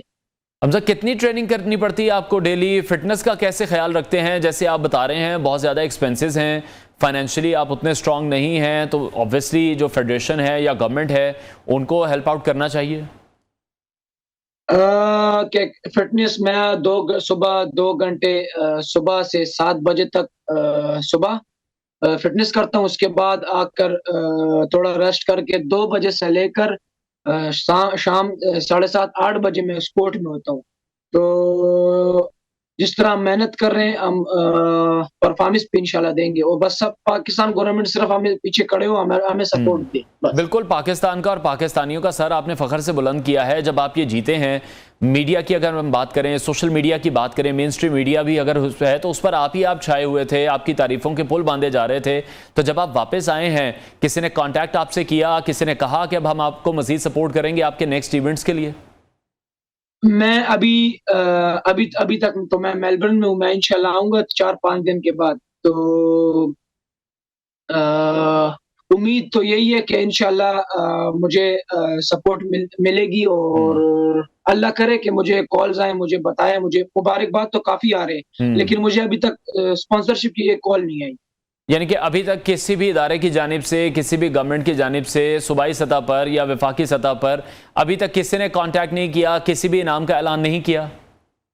अभी तक किसी ने मुझे ना कुछ दिया है और ना कुछ बताया है। तो जी ठीक है। और अगर हम बात करें जिस तरह से आप ट्रेनिंग कर रहे हैं, अपनी जो प्रैक्टिस कर रहे हैं, वहां पर आपको फैसिलिटीज पूरी मिली हुई हैं या आप चाहते हैं कि उसमें भी बेहतरी आनी चाहिए?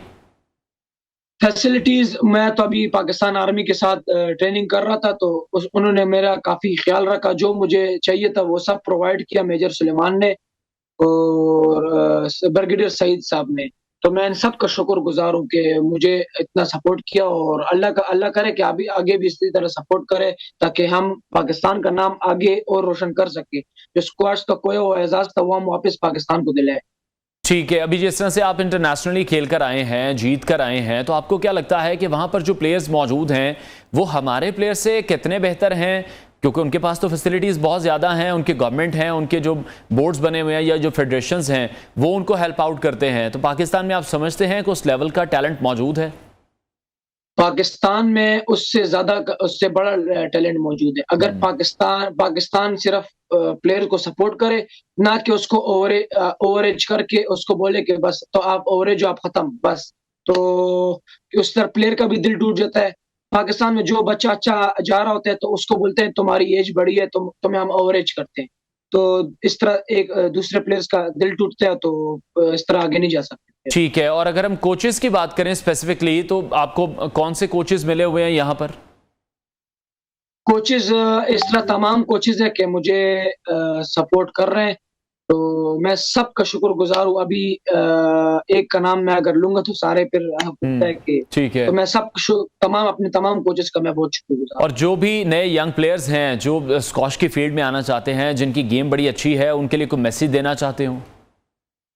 मैं क्या कहते हैं, हमारे बाद जो प्लेयर्स आ रहे हैं, नोमान खान है, अहमद खलील है, इस तरह काफी अच्छे प्लेयर्स हैं कि वो अजान खान, तो इस तरह काफी अच्छे प्लेयर्स हैं पाकिस्तान में और भी हैं कि बस पाकिस्तान की सपोर्ट की जरूरत है। परफॉर्मेंस हमारा काम है, सपोर्ट जितनी बड़ी होगी इंशाल्लाह परफॉर्मेंस भी उतनी बड़ी होगी।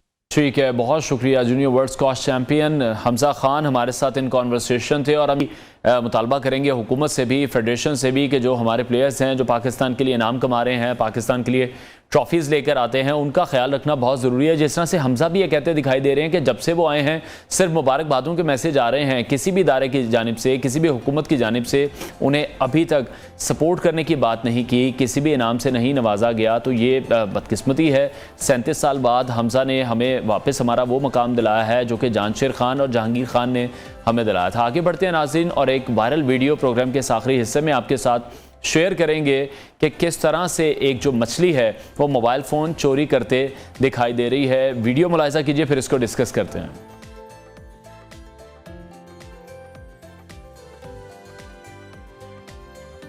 वायरल वीडियो नाज़रीन कल आपके साथ शेयर करेंगे। अभी आपसे इजाज़त चाहेंगे। अपना बहुत सारा ख्याल रखिए। अल्लाह हाफ़िज़।